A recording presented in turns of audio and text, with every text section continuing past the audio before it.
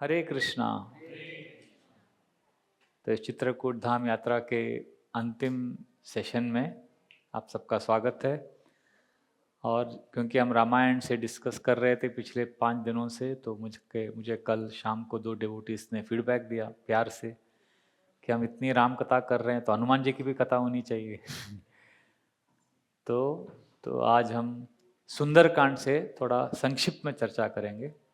हमने पहले दिन अयोध्या कांड से राम भरत मिलाप डिस्कस किया, फिर 3 दिन केवल अरण्य कांड पूरा कंप्लीट किया, फिर कल किष्किंधा कांड का एक पार्ट किया। तो आज हम सुंदरकांड पूरा करने का ट्राई करेंगे संक्षिप्त में, ब्रीफली। तो सुंदरकांड बहुत स्पेशल है और इसकी शुरुआत होती है किष्किंधा कांड के एंड में, जब संपाति हेल्प करते हैं हमारे वानरों को, बताते हैं कि सीता मैया कहाँ है। तो सारे अभी वानर सोचते हैं अभी जाएगा कौन उधर, जाके कंफर्म करना है ना, सीता माता को देख के आना है। तो सारे वानर सब उत्साह में रहते हैं, पर कोई भी इम्प्रैक्टिकल नहीं होता है। सबको उत्साह है पर सबको अपनी औकात भी पता है। सब बोलते, एक बोलता है मैं केवल 10 योजना कूद सकता हूँ, एक बोलता है 40 कूद सकता हूँ, एक 50। तो सब लोग अपना अपना एस्टिमेट देते हैं। तो अंगद कहता है कि मैं जाके पूरा कूद के आ सकता हूँ, पूरा जा सकता हूँ, मैं 100 पूरा कूद सकता हूँ, पर मेरे को कॉन्फिडेंस नहीं वापस आने का। तो फिर बाकी लोग कहते हैं नहीं नहीं नहीं, आप क्या है, राजकुमार है, यू आर द युवराज। तो आप, अगर आपके अंदर क्षमता वापस आने की भी है तो आपको नहीं जाना चाहिए, क्योंकि यू आर अवर फ्यूचर। फिर जाम्बवन को सब देखते, क्योंकि जाम्बवन बहुत पावरफुल थे हमेशा। तो जाम्बवन सबको देख के बोलते हैं आपको लगता है मुझे जाना चाहिए, पर क्या है अभी मैं जवान नहीं हूँ, बूढ़ा हो गया हूँ। जब मैं जवान था ना, तो मैं पूरे पृथ्वी को 2 घंटे में 60 टाइम्स परिक्रमा करता था। इतना फास्ट जाम्बवन, इतना फास्ट उड़ते थे कि वो 2 घंटे में 60 बार पूरे पृथ्वी का परिक्रमा कर लेते थे। फिर बोलते अभी तो मैं बहुत बूढ़ा हो गया हूं, अभी मैं इतना नहीं कर सकता। तो सोचिए उसके बाद वो कृष्ण युग में भी थे, द्वापर युग में भी थे। तो मतलब बहुत पावरफुल है वो। तो फिर सब लोग सोचते हैं कैसे करें, क्या करें। तो फिर जाम्बवन बोलते हैं हनुमान तुम जा सकते हो, याद है तुम्हारे पास असीमित शक्ति है। तो फिर वो जाम्बवान याद दिलाते हैं हनुमान जी का बचपन का पूरा पास टाइम है, कैसे उनको बहुत मस्ती करते थे, वो सारे ऋषि मुनियों को तंग करते थे। तो सबने फिर उनको, क्योंकि उनको बहुत शक्ति मिली थी सूर्यदेव की कृपा से, सारे देवता ने उनको वरदान दिया था। तो फिर तभी ऋषियों ने श्राप दिया था कि अभी आप सब भूल जाओगे, और जब आपको कोई याद दिलाएगा तब आपको सब याद आएगा और आप फिर उसका पावर आ जाएगा आपके पास। तो मुझे याद है एक क्लास में एक लड़के ने, वो हमारे कार्तिक के उम्र का था, उसने क्वेश्चन पूछा था मुझे क्लास में कि अच्छा तो सुग्रीव तो फिर याद दिला सकता था हनुमान को, तो वाली को उधर ही मार देते थे, फिर सुग्रीव राजा बन सकता था, सुग्रीव भी याद दिला सकता था, जाम्बवन भी थे उधर, तो उस समय क्यों नहीं याद दिलाया। तो फिर मैंने क्लैरिफाई किया कि हनुमान जी को जो श्राप मिला था वो इस तरह से मिला था कि आप सब अपना शक्ति भूल जाओगे, पर आगे भविष्य में जब भगवान की सेवा के लिए जब आपको याद दिलाया जाएगा तब आपको सब याद आएगा शक्ति। ऐसा नहीं है कि तो फिर सुग्रीव भी उसको यूज करता था ना फिर, इसीलिए तब जब वो जाम्बवान याद दिलाते हैं तो फिर हनुमान जी को याद आता है उनके पास अनलिमिटेड पावर है। तो वो बोलते हैं यस मैं जाऊंगा, लंका जाऊंगा और सीता मैया को खोज के आऊंगा। बहुत खुश आते हैं और ये स्टार्ट जंपिंग, और सब वानरों को बोलते हैं अब अभी आप घबराओ मत, मैं सब अभी सेवा करूंगा पूरा जाके। तो is very very very confident and very happy. फिर पास में महेंद्र पर्वत रहता है, वो महेंद्र पर्वत पे जाते हैं और ऊपर खड़े होके, जैसे वो टेक ऑफ करता है ना प्लेन, प्लेन तो रनवे पे टेक ऑफ करता है, पर हनुमान जी कैसे टेक ऑफ करते थे, वो पर्वत के ऊपर चढ़ के टेक ऑफ करते थे। तो जब वो कूदते हैं तो पर्वत को ऐसे पैर से दबा के कूदते हैं, तो पर्वत पूरा, महेंद्र पर्वत पूरा हिल जाता है। सारे पक्षी पशु जो भी रहते हैं उधर, शेर सब जो जानवर इधर उधर सब हिल जाते हैं। और वाल्मीकि रामायण में वर्णन आता है कि जब हनुमान जी कूदे तो सारे पशु पक्षी सब उड़ना चाहते थे, सब उनके साथ जाना चाहते थे, पर उनका स्पीड कोई मेंटेन नहीं कर पाया। पर वो सब लोग चाहते थे कि हम लोग भी जाएं, हम लोग भी असिस्ट करें, क्योंकि राम की सेवा में सबको मालूम पड़ गया कि प्रधान सेवक हनुमान जी हैं, और वो ऐसा मिशन पूरा करने वाले हैं जो अभी तक किसी ने एक्सपेक्ट नहीं किया। तो उसमें सब लोग चाहते थे कि ठीक है हम जा नहीं पा रहे हैं तो हमारे सब बेस्ट विशेस इनके साथ जाएंगे, हम सब चाहते हैं कि ये सफल होके आए। जैसे आपके कोई गांव का आदमी इंडिया के क्रिकेट टीम में आ जाता है तो सबको लगता है कि हमारे गांव का आदमी, तो सब लोग चाहते हैं कि वो अच्छा खेले, अच्छा करे। तो सब लोगों को लगा कि हमारे हनुमान जी है, इनको सक्सेसफुल होना चाहिए। तो फिर वो कूदे, और जब वो कूदे तो सब पूरा पेड़ हिल गया, सब अंदर पूरा पर्वत पूरा इधर उधर हो गया।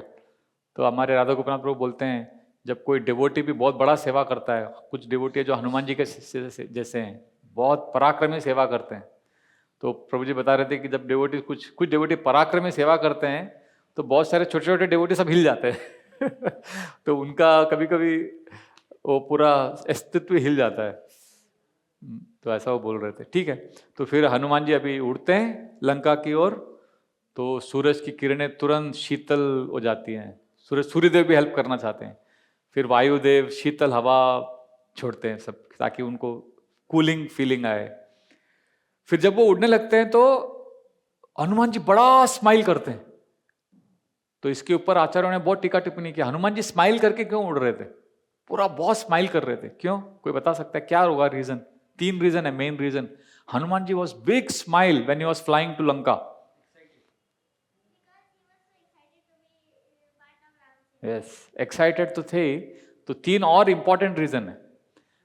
यस, सीता माता को देखने वाले थे, वो एक था। एक्चुअली ये 3 रीजन में नहीं आता है। 3 रीजन ये है मेन। पहला है उनका भी वो फर्स्ट जो मीटिंग था उनका भगवान राम के साथ, वो याद कर रहे थे, और कैसे भगवान राम ने उनको एक्सेप्ट किया। और उनको अभी लग रहा था कि अभी मुझे पर्सनल एक मोस्ट इंपॉर्टेंट सेवा मिल रहा है। तो बहुत खुश थे वो कि भगवान राम का जो मेरा मीटिंग हुआ था वो याद करके स्माइल कर रहे थे। दूसरा बहुत इंटरेस्टिंग रीजन था, वो स्माइल कर रहे थे, बोल रहे थे अरे ये सब जगह के बारे में तो सुग्रीव जी ने उस दिन बताया था। जब सुग्रीव ने पूरी अपनी वानर सेना को 4 भागों में डिवाइड करके सबको सीता मैया को खोजने के लिए भेजा था, तो उन्होंने विनीता, सुषेना, अंगद सबको ऐसा अलग अलग टीम बनाया था। तब सुग्रीव ने सबको समझाया था, अच्छा आप उत्तर दिशा में जा रहे हो तो ऐसा होगा, ये पर्वत आएगा, उधर ये खाड़ी आएगी, ऐसा होगा। फिर अलग अलग लोगों को सब डिटेल्स बताया था। तो भगवान राम बहुत इंप्रेस हो गए, बोले सुग्रीव तुम तो पूरा गूगल मैप है, तुमको सब पता है, सब पता है किधर क्या पर्वत है क्या है, कैसे पता तुमको ये सब, और इतना कॉन्फिडेंटली तुम सब बता रहे हैं, कैसे कैसे मालूम?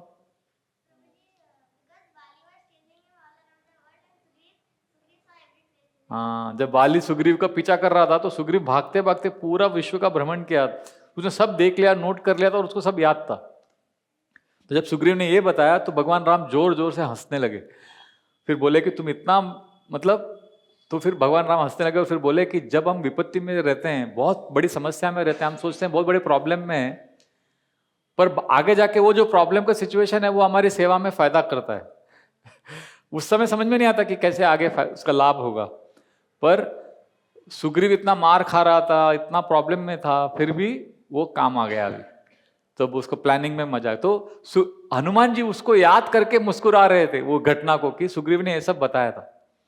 और तीसरा रीजन वो स्माइल कर रहे थे क्योंकि ये मोस्ट इंपॉर्टेंट रीजन है। सुग्रीव जी, हनुमान जी सोचने लगे ये क्या है, ये तो छोटा सा सागर है, मैं 100 योजना लंबा कूद रहा हूं, ये तो कुछ भी नहीं है। भगवान राम का केवल स्मरण करने से, उनका नाम, केवल नाम लेने से इस भौतिक भवसागर को कोई भी व्यक्ति पार कर सकता है। समाश्रिताये पदपल्लव प्लवम महत पदम पुण्य यशो मुरारे भवाम्बुधिर्वत्स पदम परम पदम पदम पदम यद विपदाम न तेषाम। वत्स पदम, जो एक बछड़े के पैर के जो खुर में जो पानी जमा होता है, पूरा भवसागर उतना छोटा हो जाता है। और जैसे वो बछड़ा आराम से कूद जाता है, एक सिंसियर भक्त जो है वो आराम से भवसागर को पार कर सकता है भगवान राम का स्मरण मात्र से।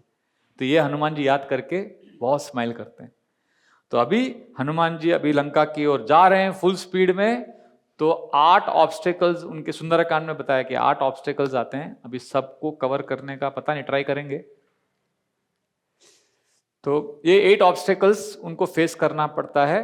और आप बोलोगे, सुनने के बाद बोलोगे अच्छा वो ठीक है 8 ऑब्स्टेकल्स तो समझ गया, पर कैसे इसको ओवरकम करें वो मुझे पता नहीं, पर क्या 8 ऑब्स्टेकल्स है वो बता देता हूँ।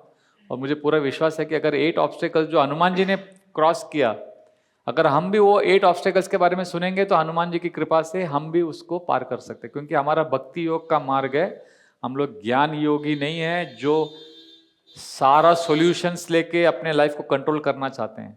हम भगवान से केवल प्रार्थना याचना कर सकते हैं कि ये ऑब्स्टेकल्स को आप प्लीज मेरे लाइफ से निकालो। तो ठीक है, तो पहला ऑब्स्टेकल, तो अभी वो कूद रहे हैं, फुल स्पीड में जा रहे हैं। तो जो समुद्र के देवता हैं वो बहुत उनको आभार आता है भगवान राम के प्रति, क्योंकि भगवान राम और दशरथ महाराज के जो पूर्वज थे सगर महाराज, उन्होंने हेल्प किया था जब बहुत बड़ा एक पास टाइम हुआ था, जब अगस्त्य ऋषि ने पूरा सागर को पी लिया था। तब सगर महाराज की कृपा से सागर में पूरा वापस पानी भर गया। तो वो इज फीलिंग ग्रेटफुल। तो वो बोलते हैं कि अभी उनके ही सगर महाराज की जो वंश में आए हुए राम के सेवा के लिए जा रहे हैं हनुमान, तो मुझे हेल्प करना है।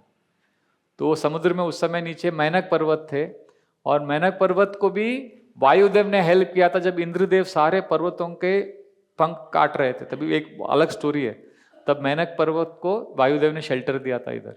तो मैनक पर्वत को वायुदेव के प्रति कृतज्ञता। देखिए सब लोग ग्रैटिट्यूड प्रैक्टिस कर रहे हैं, और ग्रेटफुलनेस प्रैक्टिस करने के लिए वो उनके वंशज में इतने बाद के जो आए उनको भी हेल्प करना है उनको। तो वायुदेव को हेल्प करने के लिए फिर मैनक पर्वत तैयार हो गए। तो फिर अपने सागर के देवता और मैनक पर्वत ने बोला कि अभी हनुमान को थोड़ा रेस्ट देंगे, थोड़ा आराम करेंगे, फ्रेश होके फिर वो और आगे जा सकते हैं सेवा में। तो मैनक पर्वत ऊपर आते हैं तो हनुमान जी को पहले लगता है कि कोई विपत्ति आई है, तो पूरा अपना फिस्ट लेके उसको मारने के लिए रेडी हो जाते हैं। तो फिर दोनों ओशन सागर के देवता और मैनक पर्वत हाथ जोड़कर कहते हैं कि हम आपके सेवक हैं, आप थोड़ा आराम कीजिए, फिर आप आराम से यहाँ पे रेस्ट करने के बाद जाइए। तो हनुमान जी कहते हैं कि आपकी इस सुंदर सेवा को मैं स्वीकार करता हूँ, आप बहुत अच्छे हैं कि आप मुझे सेवा दे रहे हैं, पर मैं इस सेवा को स्वीकार नहीं कर सकता। मैं टच करते हैं मैनक पर्वत को कि ये मैं एक्सेप्ट कर रहा हूँ बाय टचिंग, पर मैं अभी सेवा से डिस्ट्रैक्ट नहीं हो सकता, मेरा एक मिशन है, मुझे पूरा फोकस रहना है। इसको बोलते हैं कंप्लेसेंसी। कभी कभी सेवा में ना कंप्लेसेंसी आता है। कंप्लेसेंसी मतलब आराम करो यार, अभी आराम से हो जाएगा। जैसे भरत महाराज का पूरा टीम जब गया था चित्रकूट, आए थे वो लोग, तो सारे वो लोग को उधर सब आराम सुख सुविधाएं जब मिलती है ना, तो लगता है कि बस आराम करो। अभी किष्किंधा कांड हमने डिस्कस नहीं किया, पर उसमें जब वो लोग स्वयं प्रभा के वो गुफा में जाते हैं, उधर भी कंप्लेसेंसी हो जाता है। सारे वानर बोलते हैं अरे इधर अच्छा है, सुख सुविधा है, खाना पीना है, थोड़ा आराम करते हैं। भक्ति में जब सुख सुविधाएं मिलती हैं वो इसलिए मिलती हैं ताकि हम सेवा को और बढ़ाएं। पर हम क्या करते हैं, बहुत बार हमको सुख सुविधाएं मिलती हैं जिससे हम कृष्ण का और आश्रय ले सकें, पर हम क्या करते हैं, सुख सुविधाओं का आश्रय ले लेते हैं। सुख सुविधाएं साधन है, मीन्स है भगवान का आश्रय लेने का, पर हम उसमें शेल्टर ले, तो उसमें गड़बड़ हो जाती। तो ये भक्ति का एक डिसएडवांटेज है। विश्वनाथ चक्रवर्ती ठाकुर कहते हैं कि भक्ति में सबसे बड़ा डिसएडवांटेज है कि हमको बहुत प्रतिष्ठा, लाभ, सफलताएं और सुख सुविधाएं मिलती हैं, तो उसमें हम लोग फंस जाते हैं फिर। तो इसीलिए हमें संभाल के रहना चाहिए और कंप्लेसेंट नहीं होना चाहिए कि अभी बस अच्छा चल रहा है, अभी मुझे कुछ नहीं करना है, आराम करना है। तो Hanuman ji did not relax, वो कंप्लेसेंट नहीं हुए।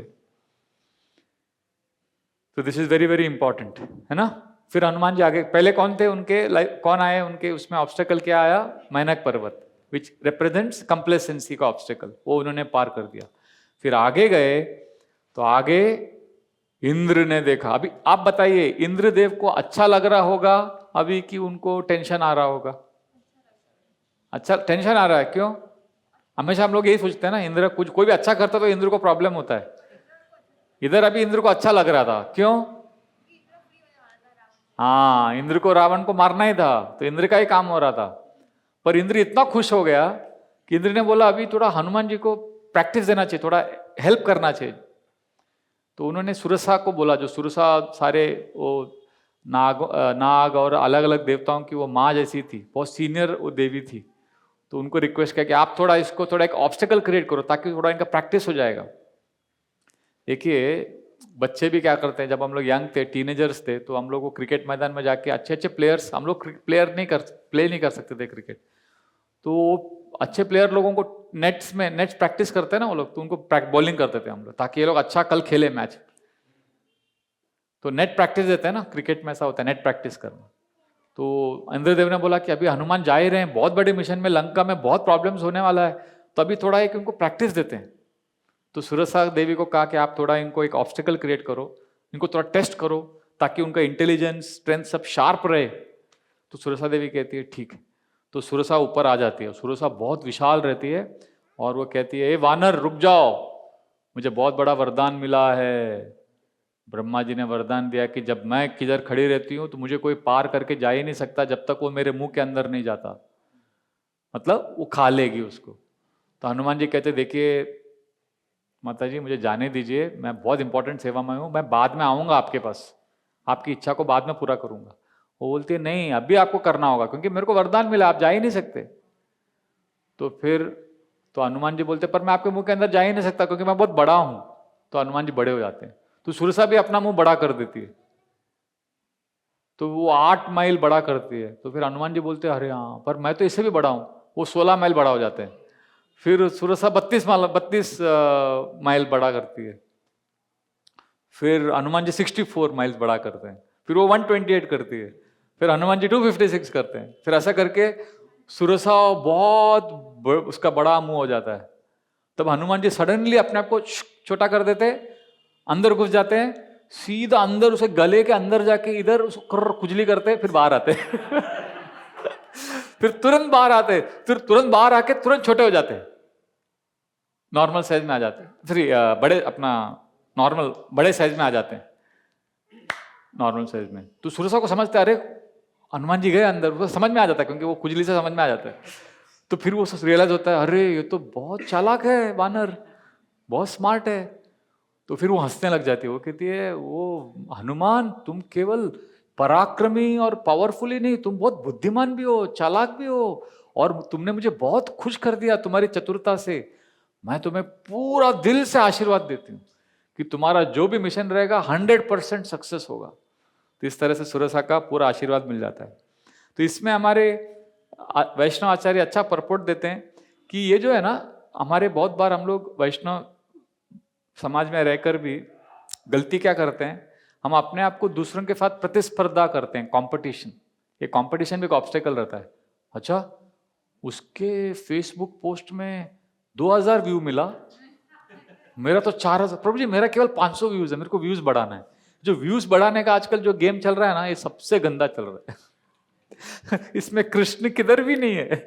मेरा कीर्तन का पोस्ट डाला, वीडियो डाला, अरे इसमें इतना ही व्यूज है, आपको इतना, और कीर्तन भगवान के लिए कर रहा है, तुम कंपटीशन कर रहा है। तो ये जो कंपटीशन का है, इसमें सब बड़ा होना चाहते हैं, उसका सोल्यूशन है छोटा हो जाने का। छोटा रह के सुखी रहो, भगवान के आनंद के लिए करो, हनुमान जी के आनंद के लिए करो। तो ये हो गया सेकंड ऑब्स्टेकल। पहला क्या है, कंप्लेसेंसी, दूसरा है कंपटीशन।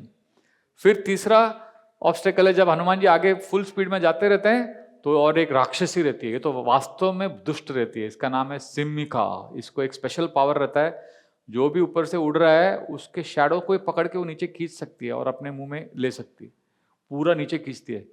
और ये सिम्मिका जो है ईर्ष्या का प्रतिनिधित्व करती है। ईर्ष्या में हम क्या करते हैं, ईर्ष्या जब होता है तो ऊपर जो जा रहा है उसको नीचे गिराते हैं। ये एनवी का यही काम है, जो ऊपर चढ़ रहा है उसको नीचे उतारो। वो अपना वो क्या है, क्रैब, केकड़ा उसको, उसका जो ढक्कन जो एक्सपोर्ट करते हैं तो ढक्कन नहीं डालते ही नहीं वो डब्बे में, क्योंकि केकड़ा ऊपर जा ही नहीं सकता, जैसे उड़ने का वो भागने का प्रयास करता है, बाकी उसको नीचे उतारा। तो सिम्मिका क्या करते हैं, हनुमान जी को नीचे खींचती है।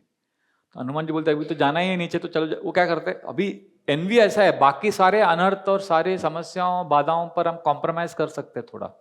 विशेष रूप से आप में से बहुत सारे गृहस्थ हैं, गृहस्थ जीवन में बहुत सारा कॉम्प्रोमाइज भी होता है, ठीक है, ये सब कॉम्प्रोमाइज करना पड़ता है, ठीक है, करो थोड़ा बहुत कॉम्प्रोमाइज, आप अवॉइड नहीं कर सकते, पर एक चीज का कभी कॉम्प्रोमाइज नहीं होना चाहिए, एनवी का। एनवी को तो खत्म ही कर देना चाहिए। हमको क्या लगता है हमेशा, प्रभु जी इतने सारे लोग मेरे से एनवी करते हैं, नहीं, एनवी मतलब वो नहीं कि दूसरे लोगों का एनवी के साथ कैसे डील करना है, वो हम डिस्कस नहीं कर रहे हैं। हमारे अंदर एनवी है, हमारे अंदर सिमिका है, तो वो कैसे डील करना है, उसको मारना है। तो हनुमान जी क्या करते, सीधा सिमिका के मुंह में जाते हैं, सीधा अंदर उसके पेट तक जाते हैं, फिर उधर जाके वो अपने आप को फुल एक्सपैंड करके उसके पूरे शरीर को फाड़ देते हैं, ऐसा पूरा फाड़ के फिर वो बाहर आते हैं हनुमान जी। तो सिमिका इज डिस्ट्रॉयड। तो ये बहुत इंपॉर्टेंट पॉइंट है। तो envy is the third obstacle, complacency, competition and envy. तो ये हो गया सिमिका। तो 3 ऑब्स्टिकल्स 8 में से हमने अभी डिस्कस किया। तो फिर हनुमान जी तभी दोपहर तक पहुंच जाते हैं लंका, और दोपहर को अभी सोचते अरे तो बहुत धूप है, सब अच्छा है, अभी मैं जाऊंगा अंदर, क्योंकि लंका ना पूरा ऐसा फोर्ट रहता है, दुर्ग पूरा खिला रहता है, बहुत बड़ा, और उसके पहले, किले के पहले, समुद्र के बाद विशाल घना जंगल रहता है, जंगल के बाद वो खिला रहता है लंका का, उसके अंदर पूरा शहर बसा होता है। तो अभी बोलते मैं अंदर जाऊं, अभी जाऊंगा तो पूरा लोग नोटिस कर लेंगे, तो मैं ऐसा करता हूं, अभी टाइम है, अभी सूर्यास्त तक मैं थोड़ा ये स्टडी करता हूं लंका को। इधर वो एक बहुत लंबा सा एक वृक्ष था, वो पेड़ पे चढ़ जाते हैं हनुमान जी, बोलते मैं शाम तक इसी पेड़ पे बैठ के पूरे शहर को जरा देखता हूं, ऑब्जर्व करता हूं, फिर शाम को अंदर जाता हूं। तो वो पेड़ के ऊपर चढ़ते हैं, फिर देखते हैं लंका कैसा है, ओ लंका का ऐसा है, रोड ऐसा है, बिल्डिंग ऐसे है, घर ऐसा है, और अंदर देखते हैं लंका में त्रिकुट पर्वत देखते हैं, विशाल त्रिकुट पर्वत, और उस पर्वत के ऊपर एक 7 माले का बहुत बड़ा महल देखते हैं। वो समझ जाते हैं कि ये रावण का महल होगा, सबसे आलीशान। तो उनका पूरा स्टडी कर लेते हैं। तो इस तरह से वो अभी तक आप देखोगे ना, हनुमान जी पूरा चुपचाप थे, ऊपर पेड़ के ऊपर भी चुपचाप बैठ के देख रहे थे। वॉज वेरी कॉशियस, सतर्क थे, चुपचाप थे, केयरफुल थे, क्वाइट थे, आराम से जाना है, अभी आवाज नहीं करना है, किसी को बताना नहीं है, चुपचाप रहना, ऐसा सोच के वो पूरा लंका का एंट्री प्लानिंग कर रहे थे। पर क्या होता है, बहुत बार आपने देखा होगा, जब हम बहुत कॉशियस रहते हैं ना, बहुत सतर्क रहते हैं, चुपचाप रहते हैं, तो हम लोगों का उसमें ना एक फॉल्स ह्यूमिलिटी भी आ जाता है, और एक डर भी आ जाता है, और हमारा एक डिफिडेंस आ जाता है। डिफिडेंस को हिंदी में बोलते हैं, देखो कॉन्फिडेंस पता है, कॉन्फिडेंस, कॉन्फिडेंस मतलब आत्मविश्वास, डिफिडेंस मतलब कॉन्फिडेंस का उल्टा, ऑपोजिट। कॉन्फिडेंस का पूरा विपरीत जो है वो डिफिडेंस बोलते हैं। तो बहुत बार जब हम लोग केयरफुल रहते हैं कुछ सेवा में, केयरफुल केयरफुल रहो, अरे गलती मत करो, गलती मत करो, तो हमारा कॉन्फिडेंस ही चला जाता है, बहुत डिफिडेंट हो जाते हैं। तो हनुमान जी आप देखोगे ना, बहुत ही हम्बल, केयरफुल, स्मॉल, पूरे छोटे छोटे से करके आराम से, यार कुछ आवाज नहीं करना चाहिए, चक्के हम जाके अंदर जाके देखेंगे, ऐसा प्लान था उनका। तो जब वो क्वाइटली अंदर जाने का ट्राई करते हैं चुपचाप, तो सडनली उनको रियलाइज होता है कि वो सामने जो चीफ इमिग्रेशन ऑफिसर है लंका का, क्या नाम है उसका, लंकिनी माताजी रहती है, वो खड़ी रहती है, वो बोलती है स्टॉप, उसका ऐसा सीसीटीवी कैमरा रहता है, वो पकड़ लेती है। हनुमान को लगता है कोई समझेगा नहीं, किसको समझेगा नहीं, मैं चुपचाप एक छोटे से वानर के रूप में अंदर जाऊंगा। तो ऐसे हनुमान जी अंदर घुसते धीरे से, वो पकड़ लेती है, बोलती है stop you monkey, how dare you go, रुक जाओ, रोक देती है। तो अभी हनुमान जी वापस, हनुमान जी का अब तक मूड वही था, चुपचाप निकल जाने का, पर हनुमान जी ने पूरा गेम बदल दिया। ये नहीं बोला कि चलो अभी डिफिडेंट रहो, ऐसे ही रहो, नहीं, हनुमान जी ने बोला अभी ये कुछ, अभी पकड़े गए, अभी पकड़े गए तो अभी टाइम पास नहीं कर सकते, अभी अभी सीधा जो है खुला खुला रखने का। तो हनुमान जी सीधा खड़े हो गए, बोले क्या है, तो लंकिनी ने कहा रुक जाओ, तुम कौन हो, कहां जा रहे हो, अंदर नहीं जा सकते, कौन हो तुम, यू कैन नॉट गो इन। तो हनुमान जी ने कहा मैं तुम्हारे प्रश्न का जवाब नहीं दूंगा। हनुमान जी ने उसको चैलेंज कर दिया। हनुमान जी ने कहा who the hell are you, तुम कौन हो मुझे रोकने वाली, how dare you stop me. ये बहुत इंपॉर्टेंट है। हनुमान जी अभी तक एकदम छोटे से थे, कॉशियस थे, suddenly he becomes very confident. Many of us have to learn this. Just because you are careful doesn't mean we are diffident. बहुत बोल्ड स्टेटमेंट वो करते हैं। अभी पकड़े गए ना, अभी तो अंदर घुसना ही है, अभी चुपचाप जा नहीं सकते, पकड़ लिए गए, तो अभी हम अंदर जाएंगे घुस के मार के, क्या है वो मोदी का एक कोट था ना, घुस के मारेंगे घुसेंगे भी और मारेंगे भी तो हनुमान जी ने बोला अभी ऐसा वर्ड जगलरी और डिप्लोमेसी नहीं कर सकते। देखो ना, वॉर में ना, युद्ध में साइकोलॉजी ऐसा रहता है, कभी कभी आपको हम्बल रहना पड़ता है, कभी डिप्लोमेसी करना पड़ता है, कभी शांत रहना पड़ता है, और कभी ये मालूम होना चाहिए कभी एग्रेसिव रहने का, कभी शांत रहने का। तो हनुमान जी को समझ गया कि अभी शांत रहने का टाइम नहीं है, अभी एक्शन का टाइम। क्योंकि हनुमान जी का लॉजिक सिंपल था, देखो अभी पकड़े गए ना, पकड़े गए तो क्या होगा, अलार्म बजेगा, सबको लंका में मालूम पड़ जाएगा कि अंदर घुस गया है, तो अभी झूठ बोलना, डिप्लोमेसी करना, अभी क्या फायदा, वो सबसे कुछ होगा नहीं। जस्ट बी ब्रेव, कॉन्फिडेंट, तो डिफिडेंट नहीं रहने का। सीधा जब अभी आपका क्लियर है मिशन, तो अभी क्या घुमा फिरा के क्या उल्टा क्या करने का, सीधा कॉन्फिडेंट रहो। इसीलिए लंकिनी को समझ जाता है कि अंदर प्रवेश कर रहा है, और मेरे मेरे क्वेश्चन को उल्टा जवाब दिया, तो लंकिनी तुरंत झापड़ मारती है हनुमान जी।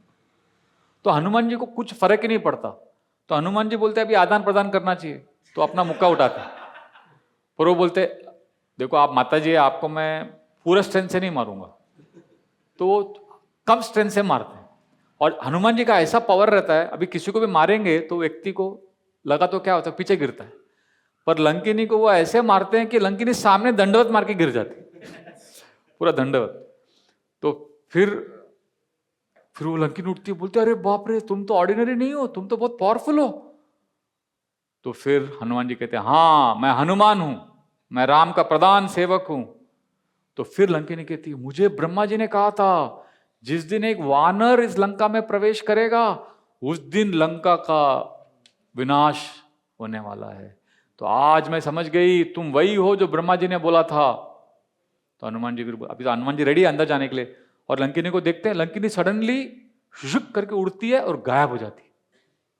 वो कहां जाती है, क्यों गायब हो गई, ये मैं अंत में बोलूंगा, अगर मैं भूल गया तो याद दिलाना। तो हनुमान जी बोलते अभी तो वो तीसरा ऑब्स्टेकल भी चला गया, नहीं तीसरा नहीं, चौथा ऑब्स्टेकल, कंप्लेसेंसी, कंपटीशन, एनवी और डिफिडेंस भी चला गया। तो अभी करेज चाहिए, अभी घुस गए अंदर, घुसेंगे भी मारेंगे भी। पर देखिए अंदर जाते ही साथ हनुमान जी तुरंत वापस छोटे हो गए, वापस।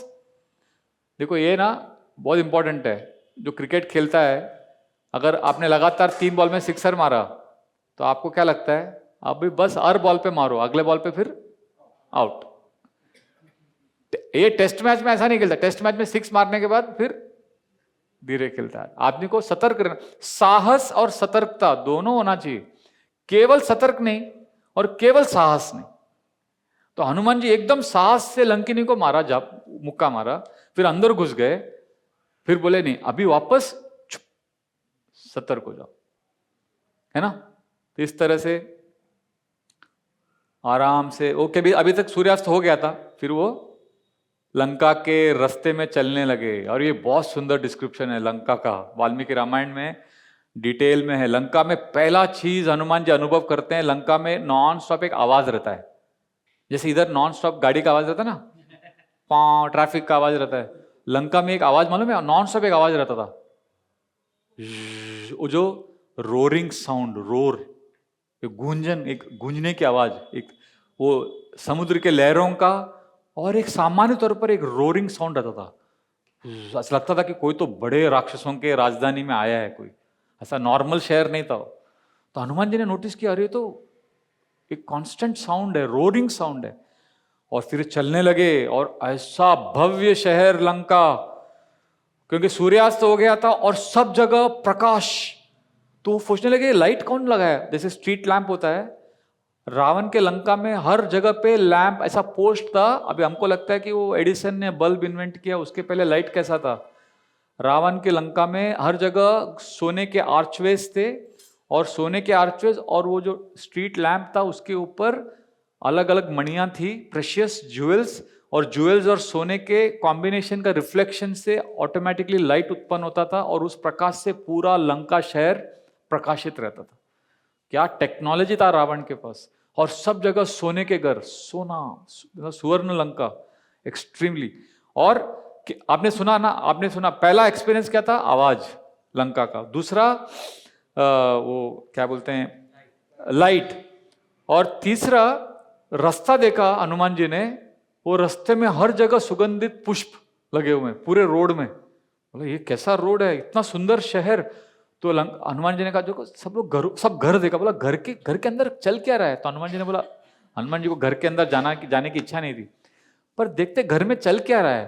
तो हनुमान जी जाके देखे, अलग अलग घरों में, सब घरों में 3 प्रकार की चीजें हो रही थी। या तो किसी के घर, सबके घरों में, या तो कुछ घरों में हंसी की आवाज आती थी अंदर से, मतलब लोग अंदर बहुत खुश है। फिर दूसरे घरों में जाके हनुमान जी देखते थे, अंदर संगीत का आवाज आता था अंदर से। और कुछ घरों में ना ज्वेल्स का टिंकलिंग आवाज आता था, मतलब कोई अंदर नृत्य कर रहा है या कुछ, तो ज्वेल्स का आवाज आता। तो उन्होंने ये सब नोटिस किया। फिर वो गए, बोले अभी मैं लंका को पूरा स्टडी करना है। लंका उनको देखने लगे, बड़े बड़े सुंदर सुंदर पार्क देखा उन्होंने, गार्डन देखा। फिर एक जगह पे देखा बड़े विशाल राक्षस रेसलिंग कर रहे हैं, दंगल कर रहे हैं, और सारे लोग बैठ के चीयर कर रहे हैं उनको, सारे बाकी राक्षस। तो बोला अच्छा यहाँ का खेल कूद चल रहा है। फिर दूसरे जगह पे देखा बहुत सारे राक्षस, पूरा आर्मी मार्चिंग परेड हो रहा है उनका, तो परेड भी देखा। फिर कुछ जगह पे देखा कि राक्षस लोग बैठ के उत्सव मना रहे हैं। फिर आगे जाके देखा कुछ राक्षस लोग बैठ के वैदिक यज्ञ कर रहे हैं और मंत्र उच्चारण कर रहे हैं, और ब्राह्मण जैसे दिख रहे हैं। अभी हनुमान जी तो एक्सपर्ट है, हनुमान जी को मालूम था ये लोग कौन है। हनुमान जी तुरंत बोले अच्छा ये लोग यतुदाना है। यतुदाना मतलब वो राक्षसों में ब्राह्मण, राक्षसों में भी कुछ ब्राह्मण होते हैं जो अच्छा से यज्ञ करते हैं। तो हनुमान जी ने देखा अच्छा लंका में यतुदान भी बहुत रहते हैं। ऐसा करके हनुमान जी ने सब एनालिसिस किया, विश्लेषण किया। फिर सडनली हनुमान जी ने कुछ लोगों को देखा आते हुए सामने से।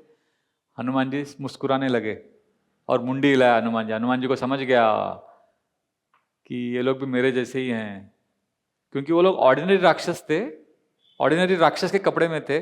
पर हनुमान जी क्या है, हनुमान जी को समझ गया कि ये लोग खुफिया जासूस है, जो ढूंढ रहे, घूम रहे पता करने के लिए कि कोई गुप्तचर स्पाई यहाँ पे आया है क्या। जैसे रॉ होता है ना, रॉ, ISI। तो हनुमान जी खुद एक स्पाई थे। तो एक स्पाई एक्सपर्ट जासूस कौन होता है? गुप्तचर। उसको मालूम पड़ता है कि दूसरा गुप्तचर कैसे दिखता है। तो हनुमान जी काउंटर इंटेलिजेंस उनको मालूम था। तो हनुमान जी देखे अरे ये लोग तो मेरे जैसे ही है। तो फिर हनुमान जी एक पेड़ के पीछे छिप गए, उनको जाने दिया। हनुमान जी को समझ गया। तो इस तरह से हनुमान जी पूरा लंका का उन्होंने विवरण कर लिया। पर मेन उद्देश्य क्या था? सीता को। तो लंका से इंप्रेस नहीं हुए। ऐसा नहीं कि वाह वाह देख लिया बस, क्या क्या किधर है। जब प्रभुपाद अमेरिका गए ना, बॉस्टन हार्बर में, कोई पहली बार अमेरिका जाएगा तो कैसा वाह। तो पहली बार प्रभुपाद जा रहे हैं वृंदावन से। वृंदावन में केवल उन्होंने बैलगाड़ी में घूम रहे थे, सब राधे राधे बोल रहे हैं, छोटे छोटे झोपड़ियां हैं। और पहली बार अमेरिका में जा रहे हैं, ह्यूज बिल्डिंग्स और लाइट चमक रहा है, पूरा लाइट लाइट लाइट। और प्रभुपाद देखते हैं वो सब, और प्रभुपाद भजन में लिखते हैं मुझे सब जगह अंधकार दिख रहा है। इतना सारा लाइट है उधर। तो शुद्ध भक्त का देखने का नजर ही अलग है। तो हनुमान जी ने भी सब देखा, ऐसा दिव्य, ऐसा भव्य, सब पर इंप्रेस नहीं हुए। हनुमान जी बोले सब मेरे को सीता माता को ढूंढना है। तो फिर उन्होंने बोला चलो शायद वो रावण के पैलेस में होगी। तो सीधा त्रिकुट पर्वत के उधर गए। हनुमान जी के पैलेस के बाहर उन्होंने देखा अरे बाप रे 1 लाख सैनिक तैनात थे सब जगह। और हनुमान जी के महल तक जाने के लिए 8 लेयर था, मतलब पानी का वो था, उसके ऊपर सारे मगरमच्छ और अलग अलग भयानक मछलियां, उसके बाद एक मोट, फिर वापस, ऐसा करके 8 लेयर था। तो हनुमान जी उधर गए। हनुमान जी देखिए इतने सारे जगह से बिना पकड़े गए पहुंच गए, छोटे बनकर एकदम, अलग अलग वेशभूषा बदलकर वो पहुंच गए उधर। और जब उधर पहुंचे उनको सुगंध आने लगा। रावण के महल के चारों ओर एक अलग ही टाइप का सुगंध। कैसा सुगंध आया होगा लंका में रावण के महल। देखो प्रभुपाद जब न्यूयॉर्क गए, प्रभुपाद बोलते थे न्यूयॉर्क, मुझे क्या सुगंध आता था न्यूयॉर्क में? डॉग स्टूल, कुत्ते का जो मल है। प्रभुपाद बोलते थे पूरा न्यूयॉर्क में कुत्ते के मल का दुर्गंध आता था। तो उसी प्रकार लंका में किस प्रकार का सुगंध या दुर्गंध आता होगा जब हनुमान जी वहां गए? सैंडलवुड इंसेंस, चंदन का अगरबत्ती कोई लगाया है, पूरा चंदन जल रहा है सब जगह, तो कैसा सुगंध होगा। तो वो पूरा जो 1 लाख सैनिक राक्षस तैनात थे पूरा लंका में, वो वाला सुंदरकांड में लंका का भी वर्णन है। देखो ऐसा सब देखने को मिलता है। एरोमेटिक और एक सुगंध आता था उनको, बहुत ही स्वादिष्ट व्यंजन पकवान, जलेबी समोसा, ऐसा सबका सुगंध आएगा तो कैसा होगा। आज द्वादशी है पर फास्टिंग भी है तो ठीक है। तो इस तरह से उनको सुगंध चंदन का और खाने पीने का। अच्छा, फिर वो बोले अभी रावण के महल में जाके देखते हैं, और अंदर जाने लगे तो उन्होंने पहला क्या देखा होगा रावण के महल में जाने के पहले। अभी किसी के बहुत बड़े आदमी के घर के अंदर जाने के पहले आपको क्या दिखता है? उसका गाड़ी, तो पुष्पक विमान, किसी का बहुत बड़ा विमान। कभी आपने विमान को पार्किंग में देखा है? एयरपोर्ट में वो कभी पार्किंग में कैसा है, नीचे रहेगा। तो हनुमान जी का पुष्पक विमान बहुत स्पेशल था, वो पार्किंग में था, पर वो जमीन पे भी नहीं था, अंतरिक्ष में भी नहीं था, वो हवा में लटका था। मतलब ऐसा विमान था कि वो पार्किंग भी करता है तो हवा में रहता है, बहुत स्पेशल एयरप्लेन। तो हनुमान जी ने वो देखा, फिर अंदर गए देखने के लिए। अभी सीता मैया को ढूंढना है तो देखा बहुत सारी महिलाएं हैं वहां पर, अलग अलग रावण की रानियां हैं, अलग अलग पोज में, कोई वीणा बजा रही हैं, कोई अलग अलग नृत्य कर रहे हैं, सब अलग अलग उसमें देखने लगे। फिर इतना ढूंढने के बाद उनको किधर भी सीता मैया नहीं मिली, तो फिर हनुमान जी को वरी, ये बहुत बड़ा ऑब्स्टेकल आने लगा, चिंता, वरी, अनदर ऑब्स्टेकल। और इतने चिंतित हो गए, बोले अभी तो सीता माता मिल ही नहीं रही है, इतना बड़ा शहर है लंका, मैं तो हार गया, यहां पे भी कोई नहीं आ सकता, मैं आ गया हूं, मेरे अलावा। हनुमान जी को मालूम था केवल अंगद, नील, सुग्रीव और हनुमान। हनुमान खुद, हनुमान के अलावा अंगद, नील और सुग्रीव, ये 4 लोग हैं जो लंका में आ सकते हैं। तो हनुमान जी बोले मैं आ गया हूं, और मैं इतनी विशाल सेना के साथ हम 4 लोग ही डील कर सकते हैं। और अभी मैं जाऊंगा वापस और बोलूंगा अगर भगवान राम को कि सीता माता नहीं मिली, तो भगवान राम तो डिप्रेशन में चले जाएंगे। और मैं ऐसा करता हूं, मैं अभी नहीं जाता हूं, इधर ही रहता हूं चुपचाप, क्योंकि इधर रहूंगा ना तो कम से कम वो लोग सोचेंगे कि अभी तक हनुमान आया नहीं, तो कम से कम उनको आशा तो रहेगी कि शायद हनुमान अभी आएंगे, शायद सीता माता सुरक्षित है। उस आशा से कम वो लोग जीवित तो रहेंगे। अगर मैं जाऊंगा और बोल दूंगा सीता माता नहीं मिली, तो शायद राम भगवान जो है डिप्रेशन में जाके सुसाइड कर लेंगे, और वो सुसाइड कर लेंगे तो लक्ष्मण भी अपने प्राण को त्याग देगा, और लक्ष्मण भी अगर मर जाएगा तो बाद में सुग्रीव तो इतना प्यार करता है राम से, सुग्रीव भी मर जाएगा, और सुग्रीव मर गए तो सारे जो वानर सेना के लोग सुसाइड कर लेंगे। और उधर जब भरत को मालूम पड़ेगा तो भरत भी आत्महत्या कर लेगा। भरत की आत्महत्या को देख के कैकेयी माता, कौशल्य माता भी आत्महत्या कर लेंगे, और उनको देख के सारे अयोध्यावासी तो सबके सब मर जाएंगे, और सबके मरने का कारण मैं रहूंगा। तो ये जो है माइंड कैसा आपको घुमाता है, worry worry worry. Worry can make a small thing very big. तो हनुमान जी पूरे वरी में आ जाते हैं। फिर suddenly Hanuman ji get up, because is Hanuman, वो हमारे जैसे नहीं। तो हनुमान जी उठ जाते हैं। हनुमान जी कहते हैं I have to focus on present. जो चिंता का दलदल है उसमें फंसे नहीं हनुमान, वो चिंता के दलदल में जाने के पहले उठ गए, बोले नहीं, सीता माता को मैं ढूंढ के रहूंगा। आप में से कुछ डेवोटीज को लगता होगा प्रभु जी बहुत चिंता रहती है, कभी कभी भगवान को याद नहीं कर पाते। हनुमान ने तो भगवान राम को याद किया, मिशन को याद किया और फिक्स हो गए, वरी निकल गए। हम लोग नहीं आ पाते, ऐसा हुआ है ना कभी कभी, बहुत वरी होता है, भगवान याद नहीं आते। तो आपके लिए एक टेक्निक मैं बता देता हूं, आप ट्राई कीजिए।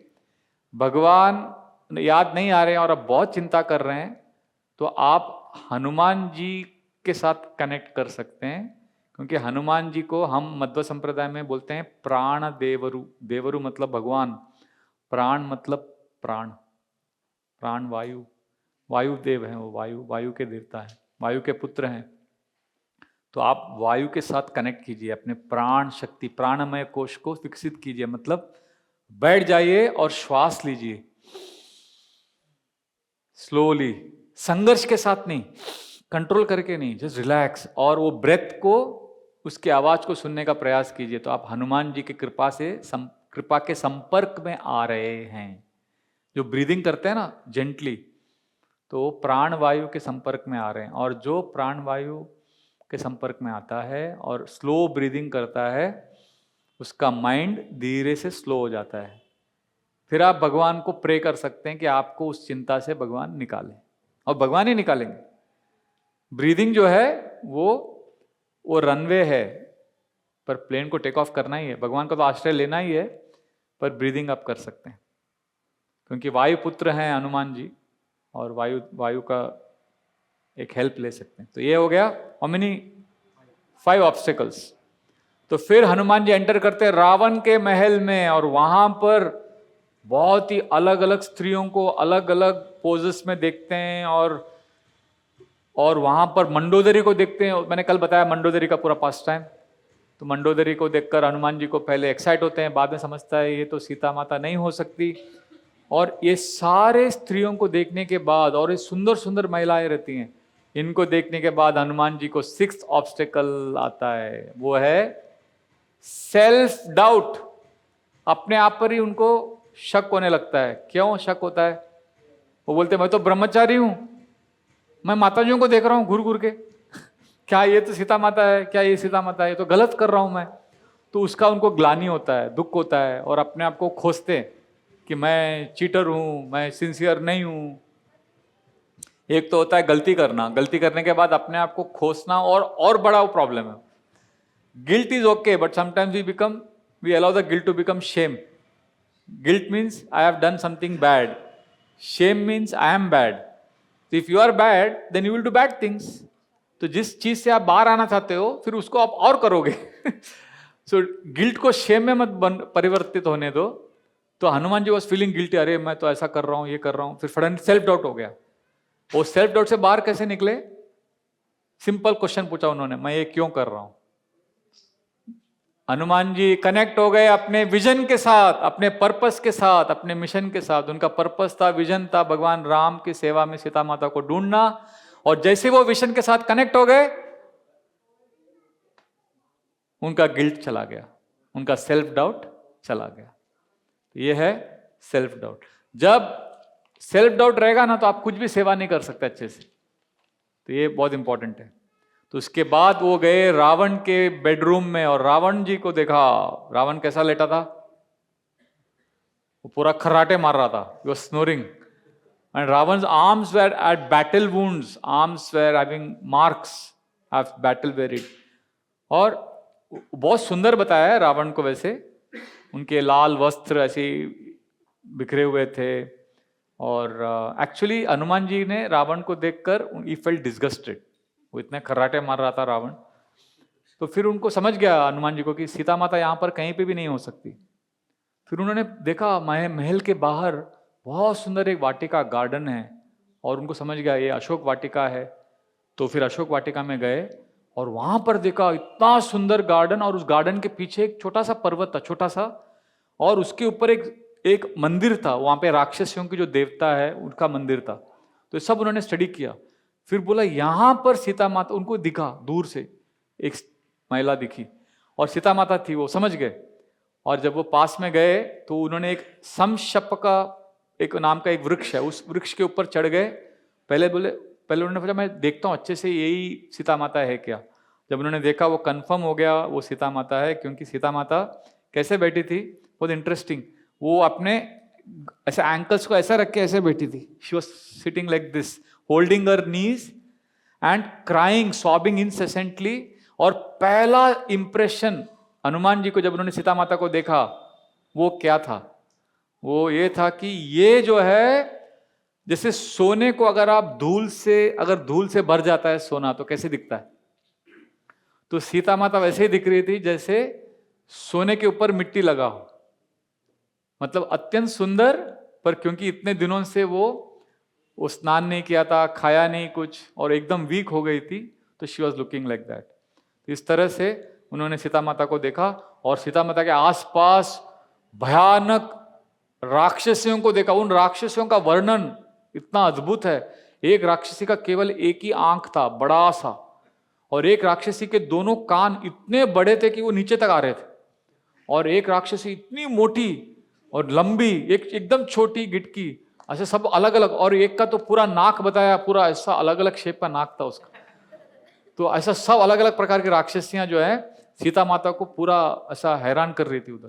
तो हनुमान जी ने पूरा नज़ारा देख लिया सब क्या क्या है। अब बोले अभी मैं क्या करूं, अभी मैं कैसे एंटर करूं, कैसे सीता माता के पास जाऊं, कैसे बताऊं कि मैं हनुमान हूं, मैं राम ने मुझे भेजा है, कैसे। तो ऐसा सोच ही रहते तब तक टाइम निकल रहा था, क्योंकि वो बीच रात्रि हो गया था। तब पूरा लंका को एग्जामिन करते करते रात का 1, 2, 3, 4 बज गया था ऑलमोस्ट। और उनको पैर का ऐसा आवाज आने लगा, छक छक चलने का। बहुत सारे लोग चल रहे हैं। तो हनुमान जी ने पीछे देखा, बहुत सारे राक्षस का एक परेड आ रहा है। फिर ऊपर चढ़ गए वापस वृक्ष के ऊपर। फिर देखा उन्होंने रावण चल के आ रहा है। रावण के आगे पूरा फोर्स, पीछे उनको चामर कर रहे हैं। और रावण का रोज का साधन, जैसे हम लोग सब सुबह मॉर्निंग प्रोग्राम के लिए भागते थे ना, मंगल आरती के लिए, तो रावण रोज सुबह वही टाइम पे सीता माता को मिलने आता था और वही टाइम पे आके सीता माता को प्रपोज करता था एवरी डे। तो वही टाइम था रावण का आने का। और तभी हनुमान जी भी सोच ही रहे थे कि कैसे सीता माता को मिलने का, रावण आ रहा है। तो हनुमान जी ने क्या किया, तुरंत वापस पेड़ के ऊपर चढ़ गया, बोला मैं देखता हूं अभी क्या चल रहा है। तो रावण आया और सीता माता के सामने आके उसने हाथ जोड़ लिया, बोला कि मैं यहां पे रावण आपको प्रस्ताव दे रहा हूं विवाह का। मैं आप सबसे अधिक प्रेम तुमसे करता हूं। The person who loves you the most is me, ऐसा रावण बोलता है। और तुम मेरी हो जाओ तो मैं तुम्हें सबसे प्रधान रानी बनाऊंगा और तुम्हारे पास ऐसे सुख सुविधाएं, ऐसे भोग वस्तुओं को तुम्हें प्रस्तुत करूंगा जो तुमने कभी कल्पना भी नहीं की होगी। और फिर वो सीता को कहता है रावण कि सीता, क्या तुम जानती हो तुम्हारी जो यौवन है, यूथ है, वो निकल रहा है, टाइम बहुत पावरफुल है, तुम बहुत शीघ्र बूढ़ी हो जाओगी, अभी यौवन हो, अभी एंजॉय करो, this is a time to enjoy. और एक ही व्यक्ति है जो तुम्हारे लिए सूटेबल है, वो मैं हूं। ये सब कौन बोल रहा है? रावण। और ये हनुमान जी सब देख रहे हैं। एंड हनुमान जी देखते हैं कि रावण कहता है कि सीता तुम इतनी सुंदर हो कि आज मुझे पूरा विश्वास है कि तुम्हारे सृष्टि तुम्हें बनाने के बाद ब्रह्मा जी ने वॉलंटरी रिटायरमेंट ले लिया होगा, क्योंकि ब्रह्मा जी इससे अधिक सुंदर किसी को नहीं बना सकते। और अगर तुम मेरे प्रस्ताव को स्वीकार करोगी तो मैं तुरंत सारे पृथ्वी लोक पर विजय प्राप्त करके उसे तुम्हारे पिता जनक महाराज को डौरी में दे दूंगा और मंडोदरी को निकालकर तुम्हें सबसे मेन रानी बनाऊंगा और विश्व के सबसे सुंदर बीचेस में मैं तुम्हें ले जाऊंगा और वहां पे हम एंजॉय करेंगे। तो जैसे रावण ये सब कहता है तो सीता माता जोर से चिल्लाती है। वो कहती है ये पापी दुष्ट रैस्कल गेट लॉस्ट करके चिल्लाती है उसको। कहती है तुम चीटर हो, इविल हो, तुम्हारे पास तो ना तो साहस है ना तो शर्म है। साहस होता तो तुम मेरे स्वामी राम के सामना करते थे और उनके साथ युद्ध करके मुझ पर विजय प्राप्त करते। और तुम्हारे पास शर्म भी नहीं है, क्योंकि बेशर्म की तरह तुम इतनी गंदी गंदी बातें कर रहे हो। तुम उसको अलग अलग गाली देते हो, उसमें कुत्ता बोलती है, श्रृगाल बोलती है। तो फिर एंड में सीता माता कहती है क्या तुम्हें लगता है कि तुम यहां पर सुरक्षित हो लंका में? एक बार मैंने अपने आप को रावण के भुजाओं में रख दिया तो उसके बाद मैं किसी भी पुरुष का संपर्क नहीं कर सकती। तो ऐसा करके सीता माता रावण को कहती है मुझे पूरा विश्वास है राम के भुजाओं में मैंने अपने आप को रखा, तो अभी मैं किसी और पुरुष के भाव में मैं नहीं आ सकती। इस तरह से वो रावण को डांटती है। फिर कहते हैं कि मुझे आज पूरा विश्वास है कि लंका में कोई भी बुद्धिमान व्यक्ति नहीं है जो तुम्हें अच्छी सलाह दे सके, और शायद कोई है पर तुम इतने बुद्धू हो, तुम इतने मूर्ख हो, रास्कल हो कि तुम्हें समझ में नहीं आ रहा। और अभी लंका का विनाश बहुत शीघ्र होने वाला है। और अभी ये सब सुन के ना रावण को बहुत इंसल्टिंग लग रहा था और सीता माता ऐसे डांटती थी रावण को हमेशा। पर अभी जो सीता माता बोलने वाली है ये सबसे बड़ा इंसल्ट रावण को अभी तक एक्सपीरियंस हुआ, और ये हनुमान जी ने भी देख लिया। अभी तक हमेशा सीता माता इंसल्ट करती थी रावण को, रावण रोज सुबह आता था, पर अभी जो बोलने वाली है सबसे बड़ा इंसल्ट था। वो क्या था? सीता माता जब भी रावण आता था सामने, सीता माता एक घास का तिनका उठाती थी। तो आज भी उन्होंने घास का तिनका उठाया और आज रावण को क्या कहा सीता माता ने? सीता माता ने कहा ए दुष्ट रावण, मैं एक इस घास के तिनके से तुम्हें जलाकर राख कर सकती हूं, पर मैं ऐसा नहीं कर रही हूं क्योंकि मैं अपने तपोबल को तुम जैसे दुष्ट पर व्यर्थ नहीं गंवाना चाहती। और मेरे पति श्री राम आकर तुम्हारा वध करेंगे, यही तुम्हारे लिए उचित है, और मुझे तुम्हें जलाकर ध्वंस करने का तो मेरे स्वामी राम ने तो मुझे अनुमति नहीं दिया है अब तक। तो ये जो है ना बहुत बड़ा इंसल्ट था। तो रावण इसको सहन नहीं कर पाया। रावण ने कहा मैं तुम्हें मार दूंगा, मैं तुम्हें कब का मार देता था, मैं एक ही कारण की वजह से मैंने तुम्हारा वध नहीं किया, क्योंकि मैं तुमसे बहुत प्यार करता हूं, इसीलिए मैंने तुम्हारा वध नहीं किया। फिर रावण सारे राक्षसों को कहता है कि कुछ भी करो, इसको कन्विंस करो कि ये मुझे एक्सेप्ट करे। और जब वो रावण चला जाता है ऐसा बोलकर, गुस्से में चला जाता है, तो सारे राक्षसियां बोलती हैं, चिल्लाने लग जाती हैं, इसको मारो काटो। कोई बोलता है इसको डिस्ट्रॉय करो, कोई एक राक्षस आके बोलता है मैं तुम्हें खा जाऊंगी, कोई बोलता है कि मैं तुम्हें मेरे स्पीयर से मारूंगी। ऐसा करके सब उसको वो करते हैं। तभी हनुमान जी एक और ऑब्स्टेकल फेस करते हैं। अभी तक कितना हो गया? 6। ये 7th ऑब्स्टेकल है, और ये है इंपल्सिव। हनुमान जी को तुरंत भी, सीता माता उनके लिए पूजनीय है, और ये राक्षसियां क्या कर रही हैं? सीता माता को परेशान कर रही हैं। तो उनको इच्छा होता है कि अब भी जाके सबको धुलाई करो, मारने का इच्छा होता है। वो उठते ही है मारने के लिए, क्योंकि what feels right now do it. तो अभी राइट है ये, जाके उठ के मारो सबको। पर हनुमान जी जैसे ही उठते हैं तो रुक जाओ रुक जाओ रुक जाओ, अभी समय नहीं है। क्यों? क्या होता था अगर हनुमान जी जाते थे उधर मारामारी करते थे? तो हनुमान जी सोचते हैं सीता माता ऑलरेडी घबराई हुई है, डरी हुई है, गुस्से में भी है, पैनिक में है, और अभी मैं ऐसा कुछ करूंगा और कंफ्यूजन क्रिएट होगा, और वो कंफ्यूजन में कुछ भी हो सकता है। तो बोलते हैं अभी पैनिक नहीं करने, अभी अभी रुको, अभी टाइम नहीं है। तो इट्स वेरी इंपॉर्टेंट। वो बोलते हैं कि अगर मैं अभी ऐसा कुछ कर दिया तो मेरा जो मेन काम क्या था हनुमान जी का, राम का संदेश पहुंचाना सीता माता को। तो वो कहते हैं कि अगर मैं अभी जाके सबको मारूंगा, ये सब करूंगा, तो सीता माता घबरा जाएगी, और मैं जो मेरा मेन मैसेज है वो दे नहीं पाऊंगा। इसीलिए वो इंपल्सिव बिहेवियर, कभी कभी हमको लगता है कि अभी इसको ऐसा जवाब दे दो, ये कर दो, हम लोग इंपल्सिव होकर कुछ भी कर देते हैं, बाद में बहुत पछताते हैं।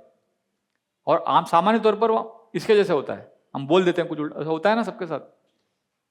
ये इंपल्सिव बिहेवियर हनुमान जी का तो फाइटिंग के लिए था, हमारे लिए हम तो जीवा से फाइटिंग करते हैं, इसको बंद रखने का। मुंह में जबान सब रखते हैं, पर कमाल वो करते हैं जो इसे संभाल के रखते हैं। इसको संभाल के रखना है, नहीं तो वो इंपल्सिव बिहेवियर से बहुत गड़बड़ होगा। क्या है वो?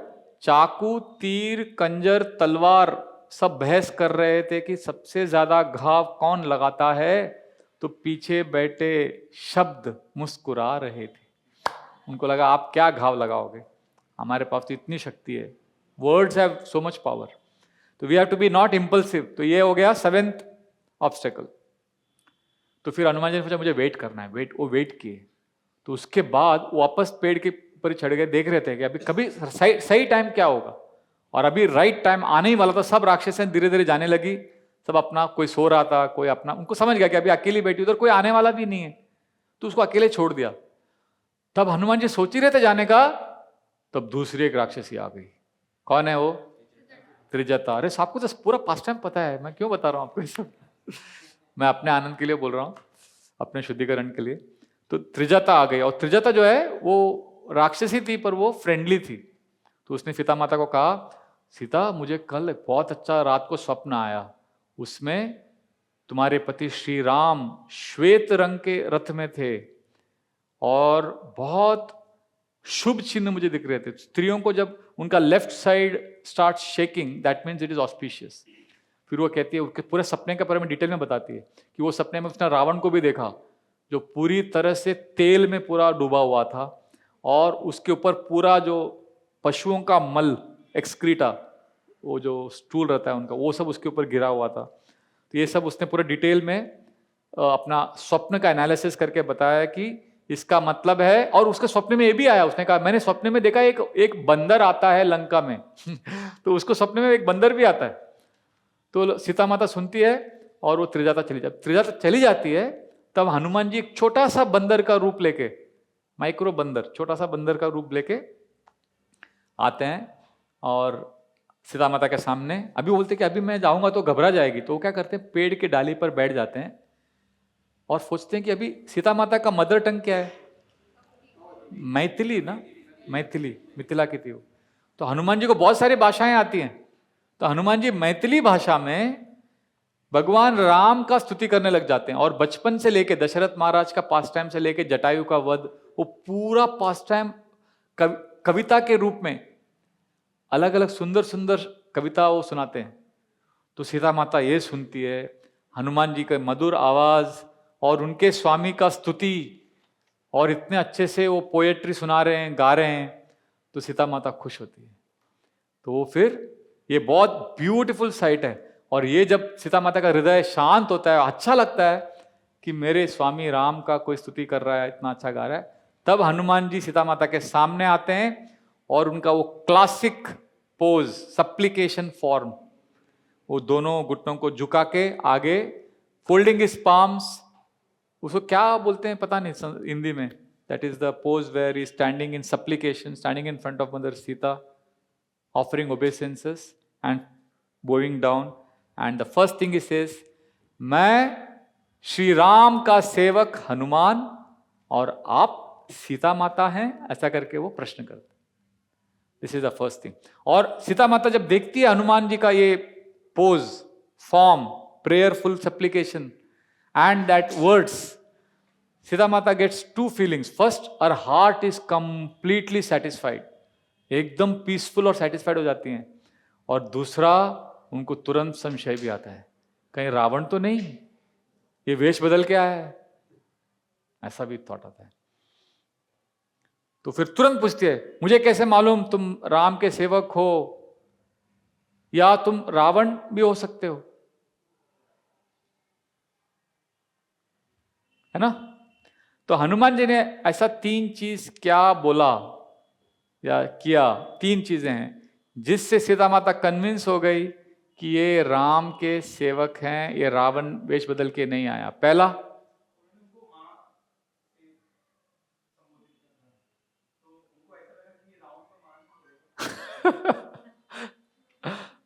ठीक है, this is a good speculation, but this are not the 3 reasons.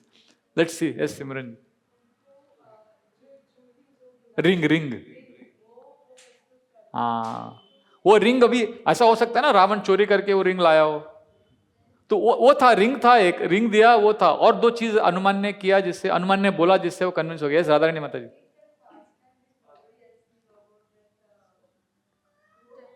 Hanuman ji को कैसे मालूम? वो मैं पूछ रहा हूं, हनुमान जी ने कैसे कन्विंस किया सीता माता को कि वो राम के सेवक है, रावण वेश बदल के नहीं आया है। अभी आप वो सीता माता ने बोला जो आप बोल रहे हो, मैं बोल रहा हूं हनुमान जी ने क्या बोला सीता माता को, जो अभी एक अंडरस्टैंड। हनुमान जी सीता माता के सामने आए, सीता माता को कैसे मालूम कि हनुमान जी ये राम के सेवक है? वो बोल सकते नहीं, तो उन्होंने बोला भी तुम रावण हो। तो एक तो है रिंग दिया, दूसरा, हाँ, वेरी गुड, राम और लक्ष्मण दोनों का फॉर्म और गुण ऐसा डिटेल में बताया। अभी किसी के गुणों को वही बता सकता है जो उनके साथ रहता है और अच्छे से देखता है। तो फॉर्म भी बताया, ब्यूटी भी, और क्वालिटीज, गुण बताया। तो जब वो बताया तो सीता माता को लगा हाँ ये राम के सेवक हैं। और तीसरा और एक चीज किया, बहुत इंपॉर्टेंट है ये भी। पहला क्या, रिंग दिया, तो रिंग देख के कोई समझ सकता है कि ये राम ने भेजा है, पर रिंग चोरी भी हो सकता है। तो क्वालिटीज बताया, तो क्वालिटीज से वो कन्विंस हो गई। फिर और कन्विंस करने के लिए मेन थिंग जो हनुमान जी ने किया ना, हनुमान जी ने बहुत कॉन्फिडेंटली बोला कि मैं राम का सेवक। वो जो कॉन्फिडेंस है, देखो जो राम का सेवक होता है, राम की सेवा करता है, उसे हमेशा कॉन्फिडेंट, उत्साह, खुशी होना चाहिए सेवा करते समय। वो आनंद और उत्साह और जो खुशी है, उससे सामने वाला कन्विंस होता है कि आप सेवक है कि नहीं। प्राण आचे ये तो से प्रचार, भक्तिवेदांत ठाकुर बोलते हैं जिसके पास प्राण है, उत्साह है, वही प्रचार कर सकता है, वही सेवा कर सकता है। We should be happy doing service. ऐसा मिजरेबल, तो हनुमान जी फिर डर डर के नहीं गए या स्ट्रेस में नहीं थे, he was happy, confident. So everybody remembers 3 ways Hanuman ji convinced Mother Sita that he is sevak of Ram and not Ravan. Sita Mata got convinced because of ring,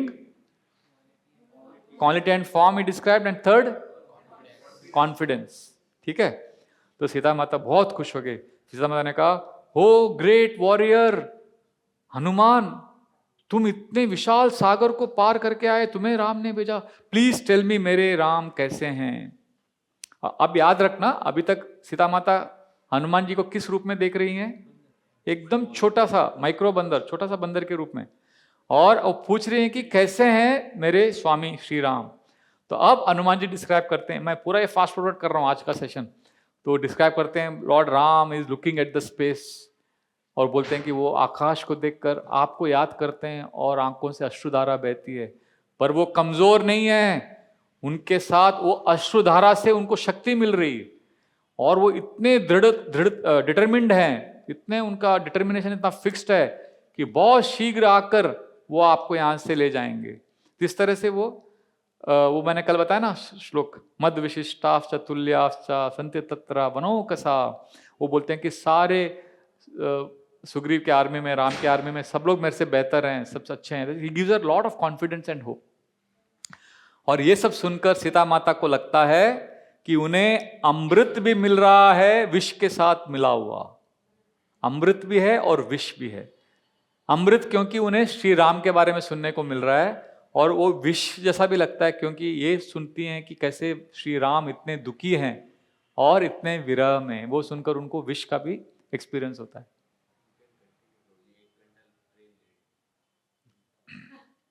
मतलब आगे कर दिया सब, अभी पीछे नहीं जा सकता। 1 घंटा लेट है ट्रेन। ओके, मैं अभी खत्म कर रहा हूं, मैं तो डिसाइड कर लिया माइंड में। ठीक है, सो वेयर वाज आई?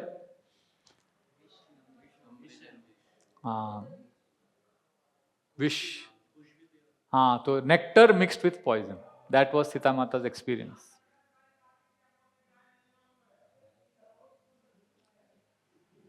तो वो श्लोक आपको याद है जो हनुमान जी ने कॉन्फिडेंस देने के लिए बताया था? नहीं, you can repeat after me. यद विशिष्टाश्च तुल्याश्च संति तत्र वनौकसा मत्तः प्रत्यवरः कश्चित् नास्ति सुग्रीव सन्निधो। हनुमान जी कहते हैं कि सुग्रीव के आर्मी में कोई भी ऐसा नहीं है जो मेरे से निम्न हो, सब मेरे इक्वल है या सब मेरे से अच्छे हैं। इस तरह से कॉन्फिडेंस देते हैं सीता माता को बहुत। फिर सीता माता कहती है, मैंने सुना है और मैंने सुना भी है रावण से भी और बाकी लोगों से भी कि रावण मुझे खा लेगा ब्रेकफास्ट में।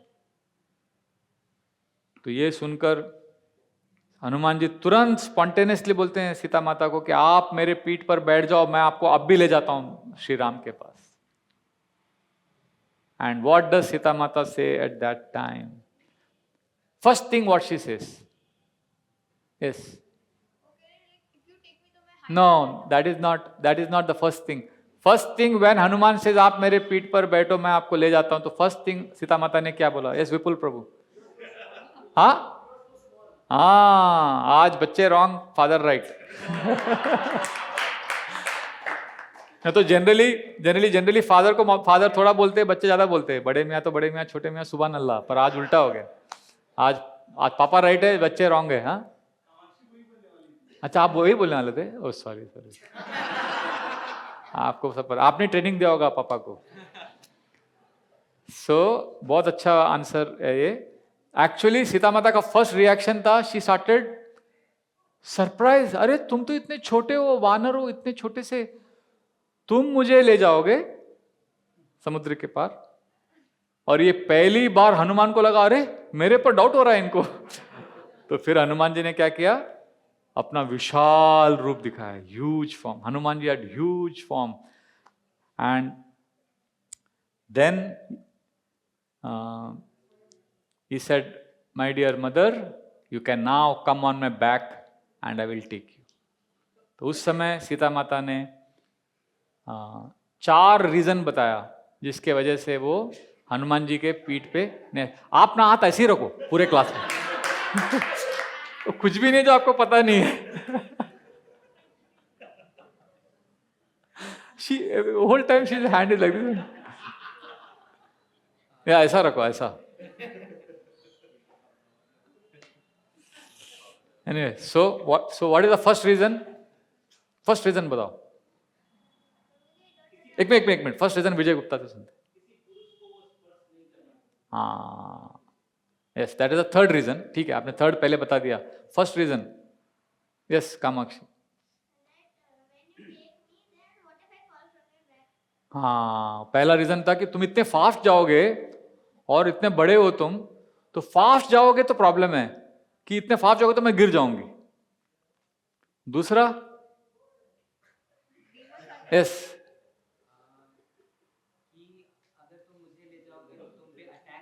हाँ राइट, अटैक्स होंगे तो then there will be danger. And correct, पहला पॉइंट था कि if you go fast I will fall. दूसरा पॉइंट था if you go slow then others will come and attack you, and when they attack you आपको मुझे भी defend करना है, उनके साथ भी फाइट करना है और राम तक मैसेज भी पहुंचाना है, तो इसमें लॉस है।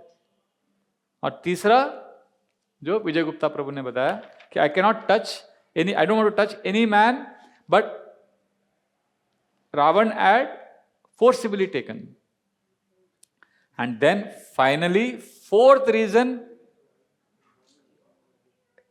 yes, Nilesh.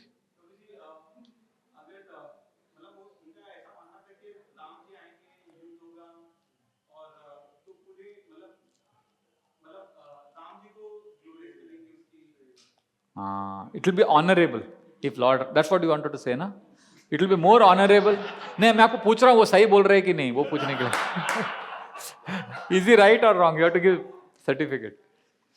So she says that it is more honorable if Lord Ram comes and protects. ठीक है? तो हनुमान जी चारों पॉइंट सुन के एग्री करते हैं।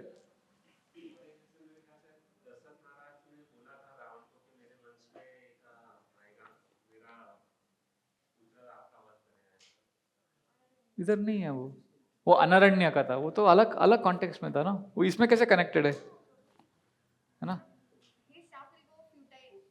इस एफर्ट विल, हाँ ऐसा नहीं होगा, ये तो बहुत ज्यादा ही फारफेच्ड हो गया। ठीक है, तो Hanuman ji agrees and then he says अभी मैं जाता हूं अपने राम को, I will give message that I met you. But he says अभी मुझे भगवान राम को भी कॉन्फिडेंस देना है। जैसे सीता माता को कॉन्फिडेंस देने के लिए उन्होंने क्या किया, 3 चीज कॉन्फिडेंटली बोला, राम और लक्ष्मण के क्वालिटीज बताए और रिंग दिया।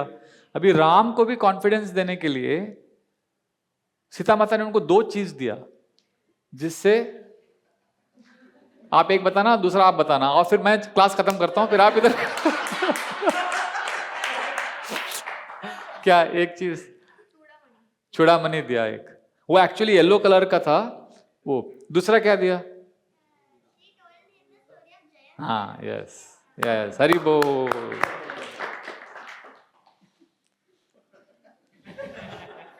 अभी क्या बोलूं मैं, बताओ। What I should say? हाँ, यू कैन कंटिन्यू। तो अभी ना इसमें एक क्वेश्चन मेरे माइंड में आया था, जो वाल्मीकि रामायण ने आंसर किया, कि मैं सोच रहा था कि इतना सब चल रहा है, हनुमान जी और सीता माता के बीच में इतना डिस्कशन चल रहा है और वो रिंग दे रही है और ये बात चल रहा है, तो मैं सोच रहा था कि ये इतने सारे राक्षसी उधर हैं और वो लोगों को किसी को शक नहीं हुआ क्या? इतने बॉडीगार्ड्स थे उधर और रावण ने पूरा सिक्योरिटी लगा के रखा था। तो मेरे माइंड में क्वेश्चन था, तो आप बताओ क्या क्या रीजन हो सकता है? मिडनाइट नहीं, मॉर्निंग हो गया ना, रावण का मंगलारती टाइम। हाँ, रावण आया था ना सुबह, तो रावण आके चला गया ना, अभी रावण आके चला गया, उसके बाद ये सब हुआ ना। लोग पिए हुए थे, अच्छा सब राक्षसियां। अभी आप लोग स्पेकुलेट कर रहे हो। यस, हाँ सवेरे सो जाते हैं तो वो किसी ने देखा नहीं। नाइट शिफ्ट भी होता है उनका, डे शिफ्ट भी होता है। नहीं, बट दे कैन सी ना कि she is talking to someone.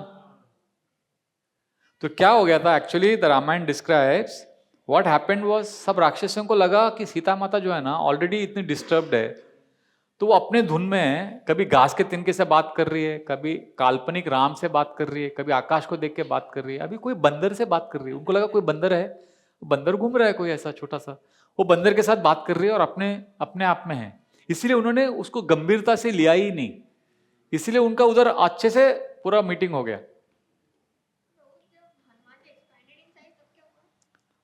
तो वो 1 सेकंड के लिए हो गया ना थोड़ा सा, वो उस समय योग माया ने ढक दिया उनको। तब उन्होंने, हनुमान जी ने देखा कोई देख नहीं रहा, चलो अभी रूप दिखा देते। मेरा भी एक क्वेश्चन आया था, मैंने उसको कवर कर दिया। मैंने सोचा था क्लास के बाद आपको पूछूंगा, पर आपने मुझे पूछ लिया।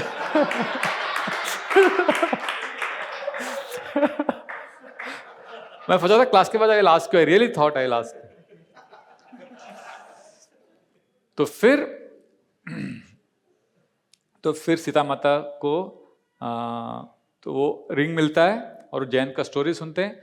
फिर हनुमान जी क्या करते हैं, जाते हैं वापस राम जी को मिलने? नहीं, this is a very important part of the past time. So Hanuman ji, what did he do now? नहीं, Hanuman ji did something very interesting. Hanuman ji decided 3 things, उनके 3 थॉट्स आए हनुमान जी के हार्ट में। हनुमान जी ने सोचा मुझे अभी जानना है कि ये रावण इतना शक्तिशाली, कितना शक्तिशाली, उसकी शक्ति उतनी, उसकी क्षमता कितनी है, मुझे उसका एस्टिमेट करना है, रावण का स्ट्रेंथ को एस्टिमेट करना है। दूसरा, मुझे राम की जो सेना और शक्ति है उसका सैंपल मुझे प्रेजेंट करना है रावण को। Hey, you have to tell me when to stop, ठीक है? 12:30 अभी आपने थोड़ा वो किया तो फिर मैं थोड़ा स्लो हो गया अभी। चलो ठीक है, आई विल कंप्लीट, हो जाएगा, अभी हो गया।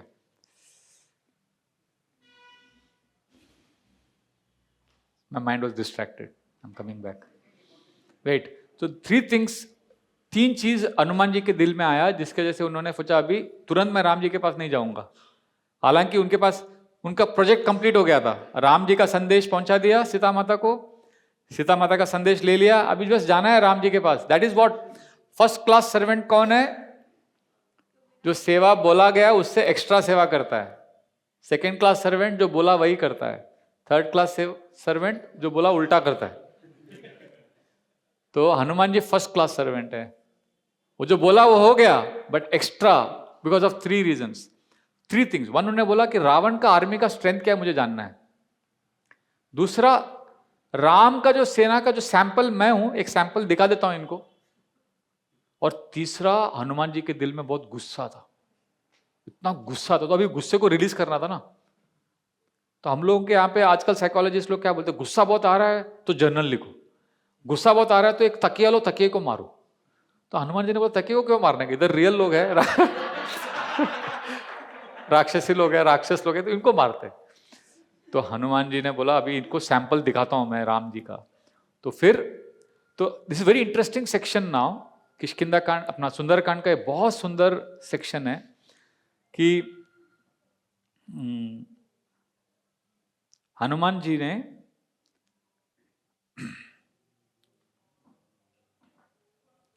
वो अशोक वाटिका के बाहर आए और उधर एक बहुत बड़ा वृक्ष था। उस वृक्ष को सबके मतलब सडनली उन्होंने जोर से उठा लिया और उसको 2 टुकड़ों में तोड़ दिया। और उधर अशोक वाटिका के पास में एक बहुत बड़ा तालाब था, पॉन्ड, जिसमें बहुत सुंदर कमल के पुष्प थे और सुंदर ऐसे सुबह सुबह के पक्षियां जो है कूजन कर रही थी, बहुत अच्छा वातावरण था।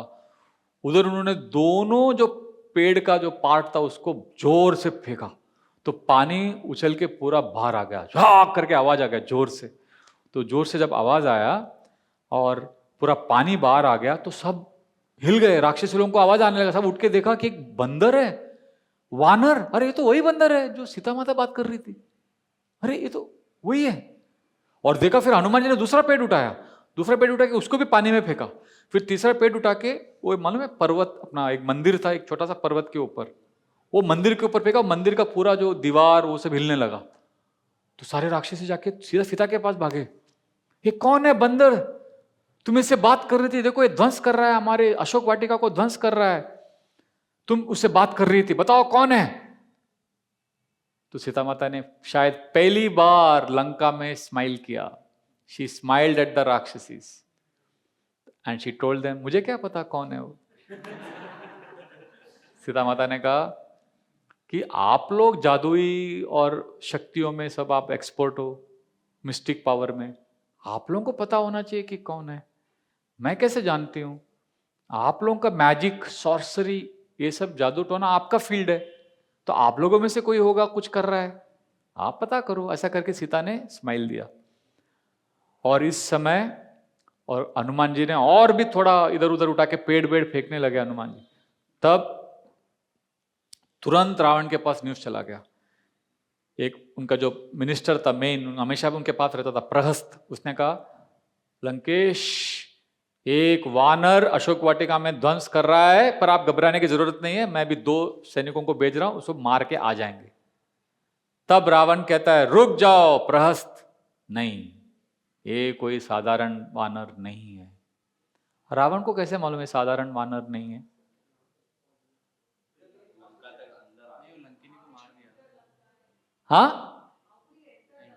हाँ, वो भी है। एक्चुअली क्या हुआ था, रावण बोलते हैं मुझे सब पता है कौन है, क्योंकि पिछले रात सपना नहीं आया था उसको। मालूम है, मैंने एक स्टोरी को कहीं पॉज किया था। लंकिनी भाग गई ना, गायब हो गई थी। लंकिनी कहाँ गई थी पता है? सीधा लंकिनी रावण के पास चली गई थी। तुरंत इमीडिएट रिपोर्ट दे दिया, देखो मैं पूरा कंट्रोल कर रही हूं, पर मेरे को मार के एक आदमी, एक वानर अंदर घुसा है। तो जब रावण बोल रहा है प्रहस्त को, जब लंकिनी ने मुझे कहा, मैं जोर जोर से हंसने लगा। मैंने कहा लंकिनी को, लंकिनी तुम क्या बोल रही हो, कोई वानर आ सकता है इधर? तो लंकिनी बोल रही है और चिल्लाने लगी लंकिनी कि महाराज ये बहुत बहुत अनर्थ होने वाला है, एक छोटा सा वानर अंदर घुसा है, पूरा लंका डिस्ट्रॉय होगा। तो रावण हंसने लगा, छोटा सा वानर अंदर घुसा है, लंका डिस्ट्रॉय होगा?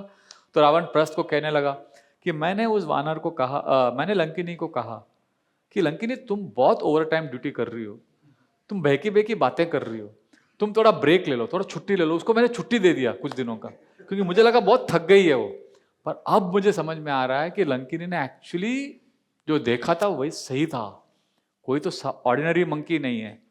तो ये इसको जो है 2 राक्षसों को बेच के आप इसको नहीं पकड़ सकते, हम लोगों को थोड़ा दूसरा स्ट्रैटेजी अपनाना होगा। ये रावण तुरंत अलर्ट हो जाता है। ये सुंदरकांड का सबसे मेरा फेवरेट सेक्शन है।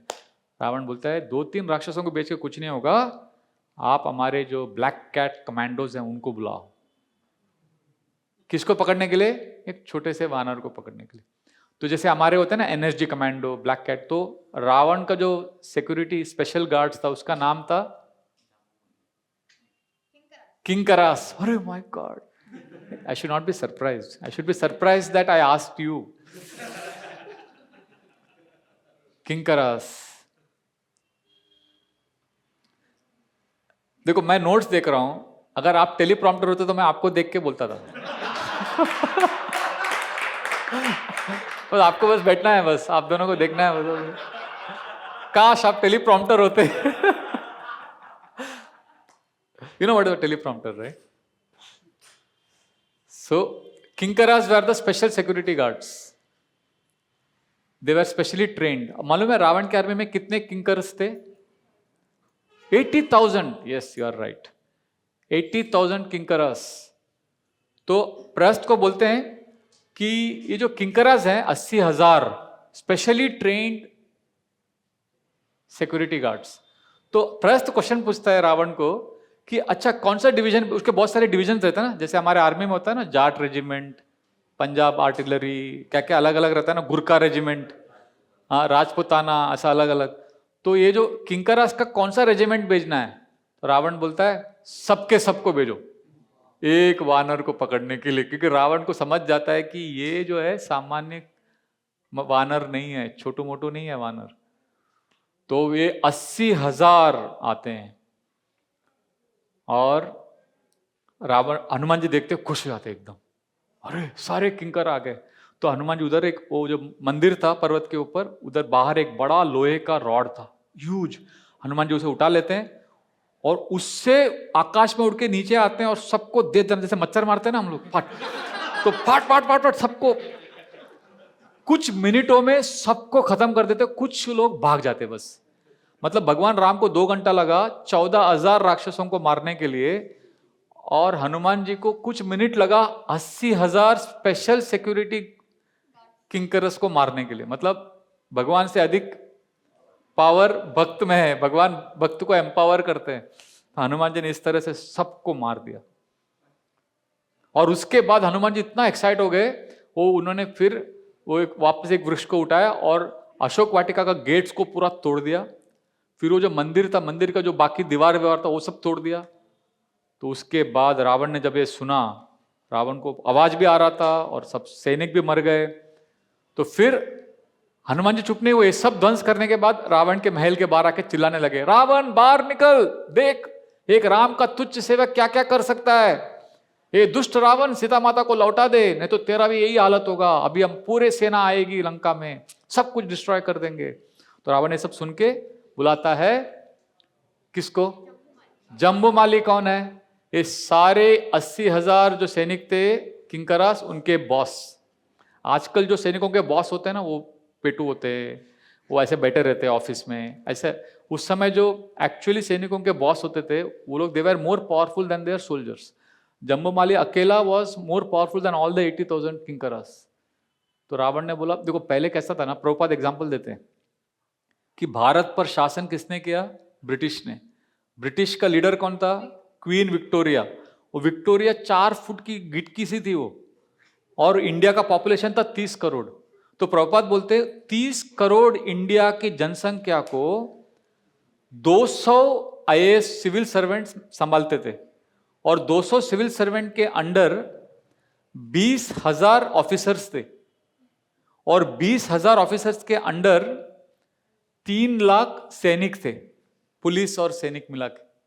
और ये लोग पूरे देश को चलाते थे, और ये सबके ऊपर थे 200 आईएएस सिविल सर्वेंट्स, और उनके ऊपर थी ये क्वीन विक्टोरिया। सोचो, मतलब उसके पास कुछ पावर नहीं था। पर रामायण के समय, महाभारत के समय जो बॉस रहते थे वो लोग ज्यादा पावरफुल रहते थे। तो किंकरस के बॉस कौन है? जाम्बूमाली, और एक्सट्रीमली पावरफुल। तो रावण ने बोला, ये तुम्हारे किंकरस तो सारे वाइप आउट हो गए, जम्बूमाली तुम जाओ। तो जम्बूमाली क्या करता है?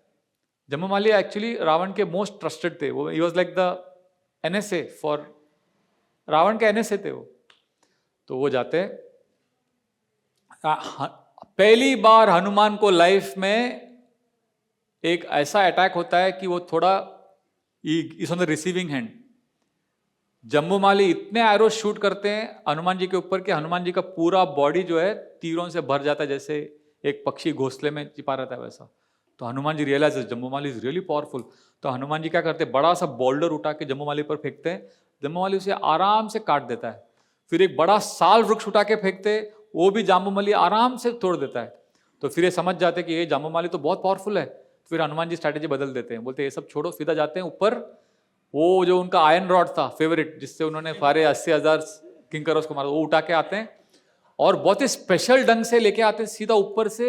जब जम्बूमाली देखते हैं हनुमान है किधर, वो सीधा ऊपर से आते हैं and he comes with that iron rod straight, और इस यूनिक ढंग से जम्बूमाली को मारते हैं। क्या करते हैं वो, उस आयरन रॉड को जम्बूमाली के सर पे इस तरह से मारते हैं कि उसका सर जो है उसके गर्दन के अंदर जाता है और उसका बॉडी पूरा छोटू सा हो जाता है। और जो रथ पे खड़ा होता है जम्बूमाली, वो रथ जमीन के नीचे जाता है और बिखर जाता है, और जम्बूमाली जमीन के अंदर चला जाता है। फिर उसको उठाते हैं और ऐसा बॉल जैसा हो जाता है। फिर हनुमान जी दिखाते हैं रावण को, देख रावण तेरा जम्बूमाली।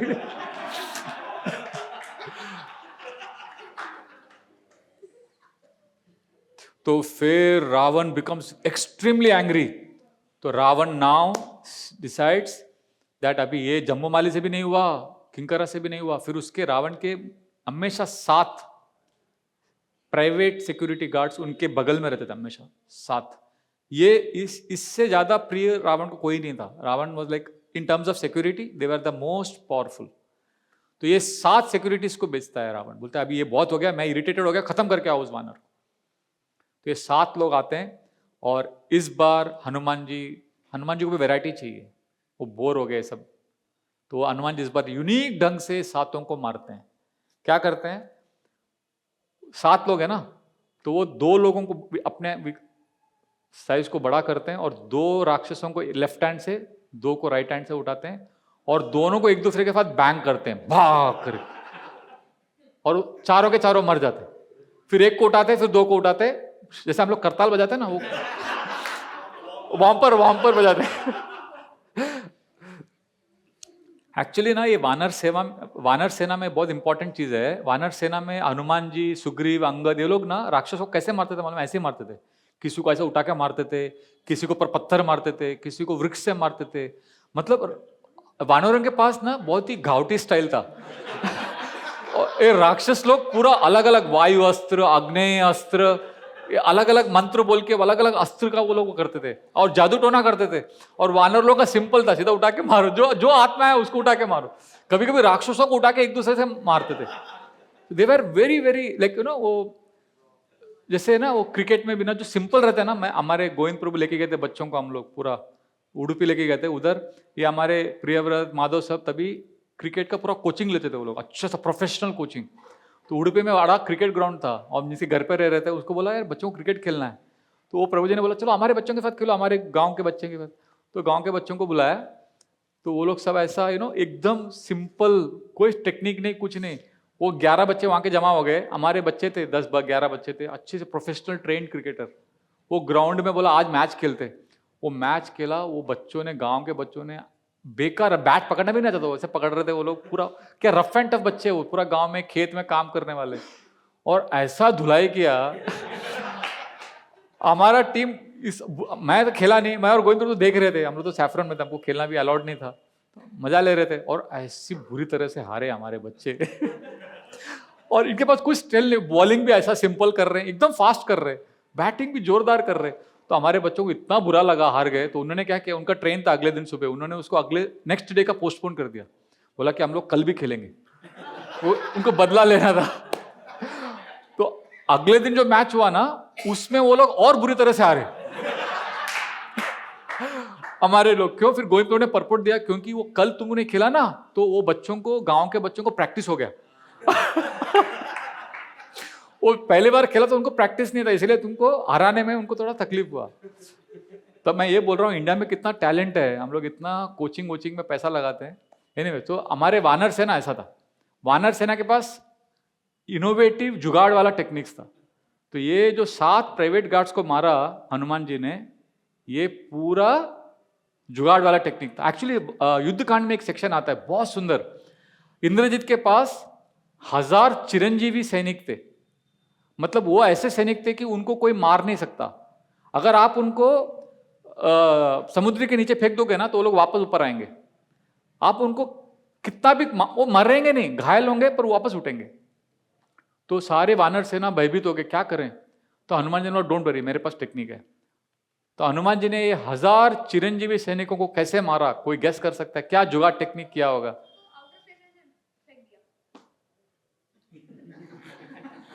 तो मैं आपसे क्वेश्चन नहीं पूछूंगा, मैं आंसर दूंगा, आप क्वेश्चन पूछना। मैं आंसर देने के बाद पूछना आप क्वेश्चन। यस, हनुमान जी ने क्या किया? आपने आकार को बड़ा किया, पूछ बड़ा किया, और सारे 1000 चिरंजीवी सैनिकों को अपने पूछ में ले लिया। और देखो, आकाश में उड़ेंगे और नीचे फेंकेंगे, जैसे बाकी राक्षसों को फेंका। ये मरेंगे नहीं, ये लोग गिरेंगे, वापस उठेंगे। तो हनुमान जी ने क्या किया? उनको अंतरिक्ष के बाहर, मालूम है वहां पे ग्रेविटी नहीं होता है, वो मार्स, जुपिटर उधर लेके गए और उधर अंतरिक्ष में फेंक दिया। तो वो अभी उधर भी अभी भी घूम रहे होंगे, ऐसा वो लोग, वो जैसे प्लैनेट घूमता है ना वैसा वो। और फिर युद्धभूमि में आए, ऐसा करके उन्होंने 1000 चिरंजीवी सैनिकों को। तो this is the intelligence of Hanuman, very very powerful. तो ये हो गया। फिर ये सब खत्म हो गया, तो फिर रावण ने इमरजेंसी मीटिंग बुलाया। रावण के जो हमारा होता है ना, नेवी, आर्मी और क्या एयरफोर्स, हर एक एयरफोर्स नेवी का चीफ होता है ना एक। तो ऐसे रावण के आर्मी में 5 डिवीजन था, नेवी, एयरफोर्स, आर्मी और 2 था, मुझे याद नहीं आ रहा, कुछ मिस्टिकल पावर ऐसा कुछ। तो 5 डिवीजन था और 5 के एक चीफ थे।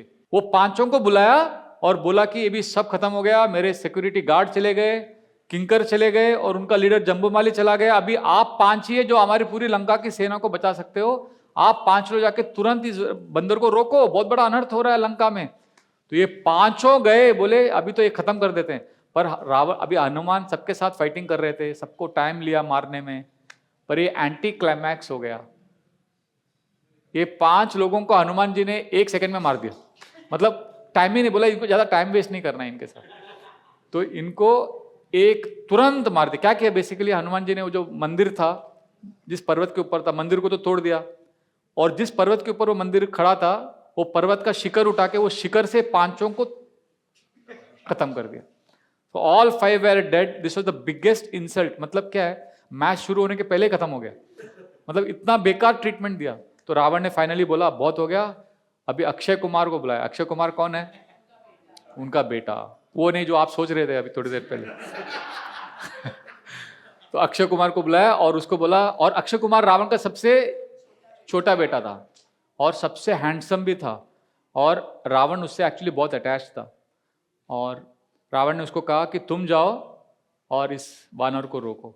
और जब उसको देखा, हनुमान जी बहुत खुश हो गए एक्चुअली देखकर, वो बहुत सुंदर था और वो फाइटिंग भी इतना अच्छा कर रहा था। हनुमान जी को पहली बार रियल चैलेंज मिला लाइफ में, क्योंकि हनुमान जी जैसे उसको फेंक रहे थे सब पत्थर और बोल्डर, वो अक्षय कुमार उसे बड़े कुशलता से उसको काट के, he was jumping and waving and Hanuman ji उसको पकड़ ही नहीं पा रहे थे, हनुमान जी के हाथ में नहीं आ रहा था वो। तो अक्षय कुमार का फाइटिंग देख के बहुत हनुमान जी खुश हो गए, पर वो खुशी जो है थोड़ी देर के बाद गुस्से में परिवर्तित हो गई, क्योंकि वो टाइम जा रहा था ना, तो हनुमान जी थोड़ा बेचैन हो गए। फिर हनुमान जी ने एक ही बहुत सुंदर टेक्निक अपनाया अक्षय कुमार को मारने के लिए।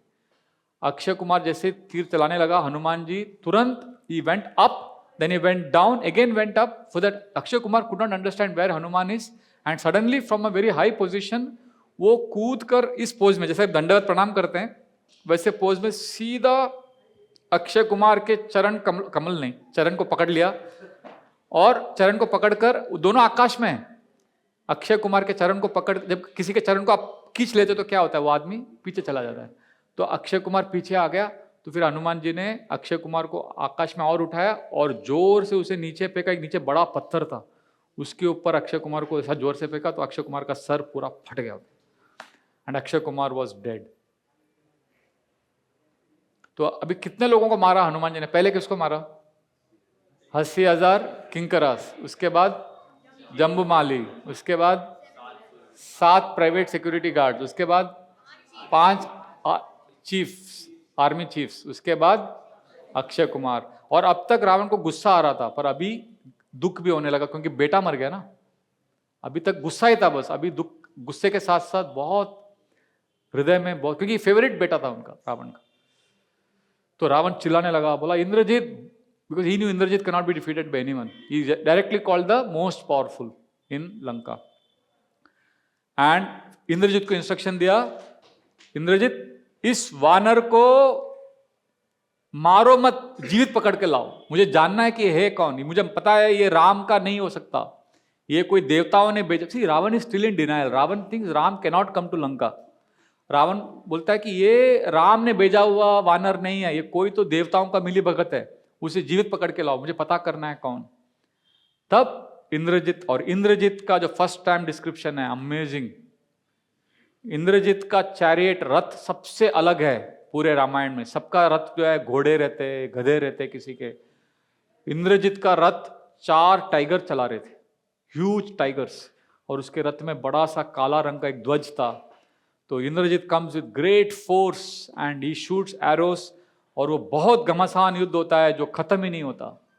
फिर इंद्रजीत सोचता है कि मैं इसे ब्रह्मास्त्र चलाऊंगा, और हनुमान जी को ब्रह्मा जी ने वरदान दिया था कि ब्रह्मास्त्र का भी प्रभाव नहीं पड़ेगा। पर हनुमान जी बोलते हैं अभी अच्छा चांस है रावण को मिलने का और फेस टू फेस देखने का। तो हनुमान जी एग्री होते हैं ब्रह्मास्त्र से बंधने के लिए। फिर इंद्रजीत हनुमान जी को गिरफ्तार पकड़ के, और जब रावण के पास ले जाते तो बाकी सारे राक्षस हनुमान जी के ऊपर कूदते हैं, लात मारते हैं, बहुत कुछ उनके प्रति अपराध करते हैं। और रावण जी के सामने प्रस्तुत करने के बाद हनुमान जी रावण को देखकर बहुत गाली देते हैं, बहुत डांटते हैं रावण को। तो प्रहस्त कहता है, ए वानर घबराओ मत। एक्चुअली घबरा नहीं रहते हनुमान, बट प्रहस्त रियश्योर्स हनुमान, घबराओ मत, हम तुम्हें छोड़ देंगे। सच सच बताओ, तुमको इंद्र ने भेजा या वरुण देव ने भेजा या यमराज ने भेजा, किसने भेजा तुम्हें? तो हनुमान जी reiterates that he is a servant of Ram and he chastises, और इतना गाली देता है रावण को। रावण कहता है कि इस वानर को तुरंत इसका वध कर दो। जैसे रावण घोषणा करता है इस वानर को वध कर दो, रामायण में किसका एंट्री होता है? विभीषण। विभीषण कहते हैं रावण को कि ये तो दूत है, मैसेंजर है, और मैसेंजर को हमें नहीं मारना चाहिए। तब रावण कहता है ये मैसेंजर नहीं है, ये टेररिस्ट है, इसने हमारे सारे योद्धाओं को मारा। तब विभीषण बहुत इंपॉर्टेंट पॉइंट बोलते हैं। वो बोलते हैं, बड़े भाई रावण को बताते हैं कि ये टेररिस्ट नहीं है, क्योंकि इसने इनको मारा नहीं है, इसने सेल्फ डिफेंस में मारा है, अपने आप को रक्षा करने के लिए मारा है, और ये मैसेंजर है। तो रावण कहते हैं अगर ये मैसेंजर है तो इसने हमारे अशोक वाटिका का ध्वंस क्यों किया, ये सब मंदिर क्यों तोड़ा, ये दीवार क्यों तोड़ा? तो विभीषण बोलते हैं क्या करें, ये तो बंदर है, बंदर तो बंदर की हरकत करेगा। इस तरह से विभीषण आर्ग्यूमेंट देते हैं। तो रावण के पास आर्ग्यूमेंट नहीं रहता। रावण कहता है, फिर Ravana starts giving a very mischievous smile. बोलते हैं अच्छा, ये बंदरों को अपने पूंछ पर बहुत घमंड होता है, इसके पूंछ को आग लगाओ और पूरे लंका में इसको घुमाओ। तो फिर हनुमान जी को वो लोग कपड़ा डालते हैं उसके पूंछ पे, उसको तेल से डुबा हुआ, फिर उसमें आग लगा के एंड इज टेकन। और क्या होता है, तभी न्यूज पहुंच जाता है सीता माता को। सीता माता तुरंत अग्निदेव को प्रे करती हैं कि please let that fire become cooling, और हनुमान जी के पूंछ पे आग लगाया। हनुमान जी को लगता है वो आइस मिंट कूल, ये क्या है? तो हनुमान जी तुरंत, is so amazing, Hanuman ji तुरंत इमीडिएटली रियलाइजेस ये सीता माता का ब्लेसिंग्स है, इसके वजह से my tail is not burning, and immediately thanks and he smiling. और हनुमान जी को लंका में परेड कर रहे हैं और सारे लंका लोग देख रहे हैं, अरे कैसा बंदर है, इसकी पूंछ को आग लगा और ये स्माइल कर रहा है, और सबको स्माइल करते हुए हनुमान जी। और suddenly at one point of time Hanuman ji फंसते हैं, अभी बहुत हो गया, सब देख लिया, लंका सब हो गया, एंड सडनली जंप, एक बिल्डिंग रहता है, बिल्डिंग के टेरेस पे चढ़ जाते हैं और उस बिल्डिंग को आग लगा देते हैं। और जैसे आग लगने लगता है फिर दूसरे बिल्डिंग में कूद जाते हैं, फिर तीसरे बिल्डिंग में, सब जगह आग लग जाता है और सारे बिल्डिंग नीचे गिरने लग जाते हैं। और लंका के सारे लोग चिल्लाने लगते हैं, अरे यमराज आ गए लंका में। कोई बोलते नहीं यमराज नहीं, शिव जी ने पाशुपतास्त्र रिलीज किया है। कोई तीसरा व्यक्ति चिल्लाने लगता है, अरे नहीं इंद्रदेव, इंद्रदेव आ गए लंका में। इस तरह से लंका में पूरा भय का वातावरण फैल जाता है और सब कुछ, सब जगह आग लग जाता है। और उसके बाद सब डिस्ट्रॉय होने के बाद हनुमान जी एक लेक के पास आके अपना पूंछ को, आग जो लगा रहा था उसको बुझा देते हैं। और तब हनुमान जी को रियलाइज होता है कि वो एक 8th ऑब्स्टेकल जो मैंने कवर नहीं किया, 8 ऑब्स्टेकल्स था, कि मैं किसका विक्टिम हो गया, एंगर का, एंगर, गुस्सा हो गया मैं। तो बहुत विलाप करते, मैंने गुस्से में सब कर दिया और सीता माता के प्राण को मैंने हानि पहुंचाई। वो पता नहीं अशोक वाटिका में उनके प्राण को डेंजर होगा, उनके लाइफ को डेंजर हो सकता है ना, आग सब जगह लग गया। तो इतने दुखी होते हैं। तभी आकाश से विद्याधर लोक के सारे निवासी रहते हैं, वो फूल की वर्षा करते हैं और हनुमान जी को कहते हैं, हनुमान ब्रेव, कॉन्ग्रेचुलेशन, सीता माता सुरक्षित है, चिंता मत करो। तो हनुमान जी फील्स हैप्पी। हालांकि हनुमान जी खुश हो गए। हमें समझना चाहिए कि हम गुस्से में जो है, हमारे वैष्णव समाज में आग नहीं लगाना चाहिए ये सोच के कि मैं हनुमान हूँ, यू नो, हम लोग वैष्णव है, दास हैं। We should not become inspired like in a wrong way. गुस्से को यूज करना है पर गुस्से को हमें यूज नहीं करने देना है। तो फिर हनुमान जी सोचते अभी मेरा मिशन अकम्प्लिश हो गया। तो बगल में एक पर्वत रहता है, उसका नाम है अरिष्ट पर्वत। अरिष्ट पर्वत के ऊपर चढ़ते हैं और देखिए बहुत क्या काव्यात्मक ढंग है रामायण में। अभी हनुमान जी का रिटर्न फ्लाइट, तो रिटर्न फ्लाइट में हनुमान जी अरिष्ट पर्वत को नीचे गिराते हैं और ऊपर उड़ते हैं और इतना जोर से हिलता है वो पर्वत कि उस पर्वत में बहुत सारे जो सर्प रहते हैं वो भय से वो डसते हैं। वो जो पत्थर रहते हैं उस पर्वत में, पत्थर को डसते हैं। तो पर्वत को डसने से उनका सारा जो विष और रक्त बाहर निकलता है और सारे पत्थर में रक्त लग जाता है। और सारे जो शेर रहते हैं उस पर्वत पर वो भी जोर से गरजने लगते हैं और हनुमान स्वयं गरजते हैं। हनुमान कैसे गरजते थे, जय श्री राम बोलते थे, जय श्री राम। तो हनुमान जी गरजते हैं, शेर गरजते हैं और पूरा पर्वत हिलने लगता है। और देखिए जब रावण ने एंट्री मारा था लंका में, लंका के अंदर जब वो एंटर किए थे तो उनको सबसे पहला साक्षात्कार क्या मिला था लंका का, लंका में एक रोरिंग साउंड आ रहा था नॉन स्टॉप। वो रोरिंग साउंड कुछ भी नहीं था, अब जो गर्जना हुई है लंका में, अग्नि का जो गर्जना चल रहा आवाज, यहाँ पे हनुमान जी का रोरिंग, यहाँ पे लायंस का roaring, the mountains are shaking, and with this amazing roaring sound Hanuman ji jumps back to the ocean side where the Vanaraj are waiting for him. और वहां पर जाने के बाद क्या होता है, ये जानने के लिए आप संग कीजिए कामाक्षी और कार्तिक का। So I want to stop here. I have stopped on time, but this is complete Sundarkand covered in 1 hour and 1.5 hours. तो आज हनुमान जी के आनंद के लिए हमने सुंदरकांड, अरण्यकांड, और आप लोगों ने मुझे चांस दिया इस यात्रा में रामायण कथा करने का, उसके लिए बहुत बहुत बहुत बहुत बहुत धन्यवाद। I don't have words to thank you. Shivratri, Hari बोल। Hanuman ji expansion of lord Shiva and today आज शिव जी के खुश आनंद के लिए भी हमने आज हनुमान कथा किया। Thank you. सीताराम लक्ष्मण हनुमान की जय, श्रीला प्रभुपाद की जय।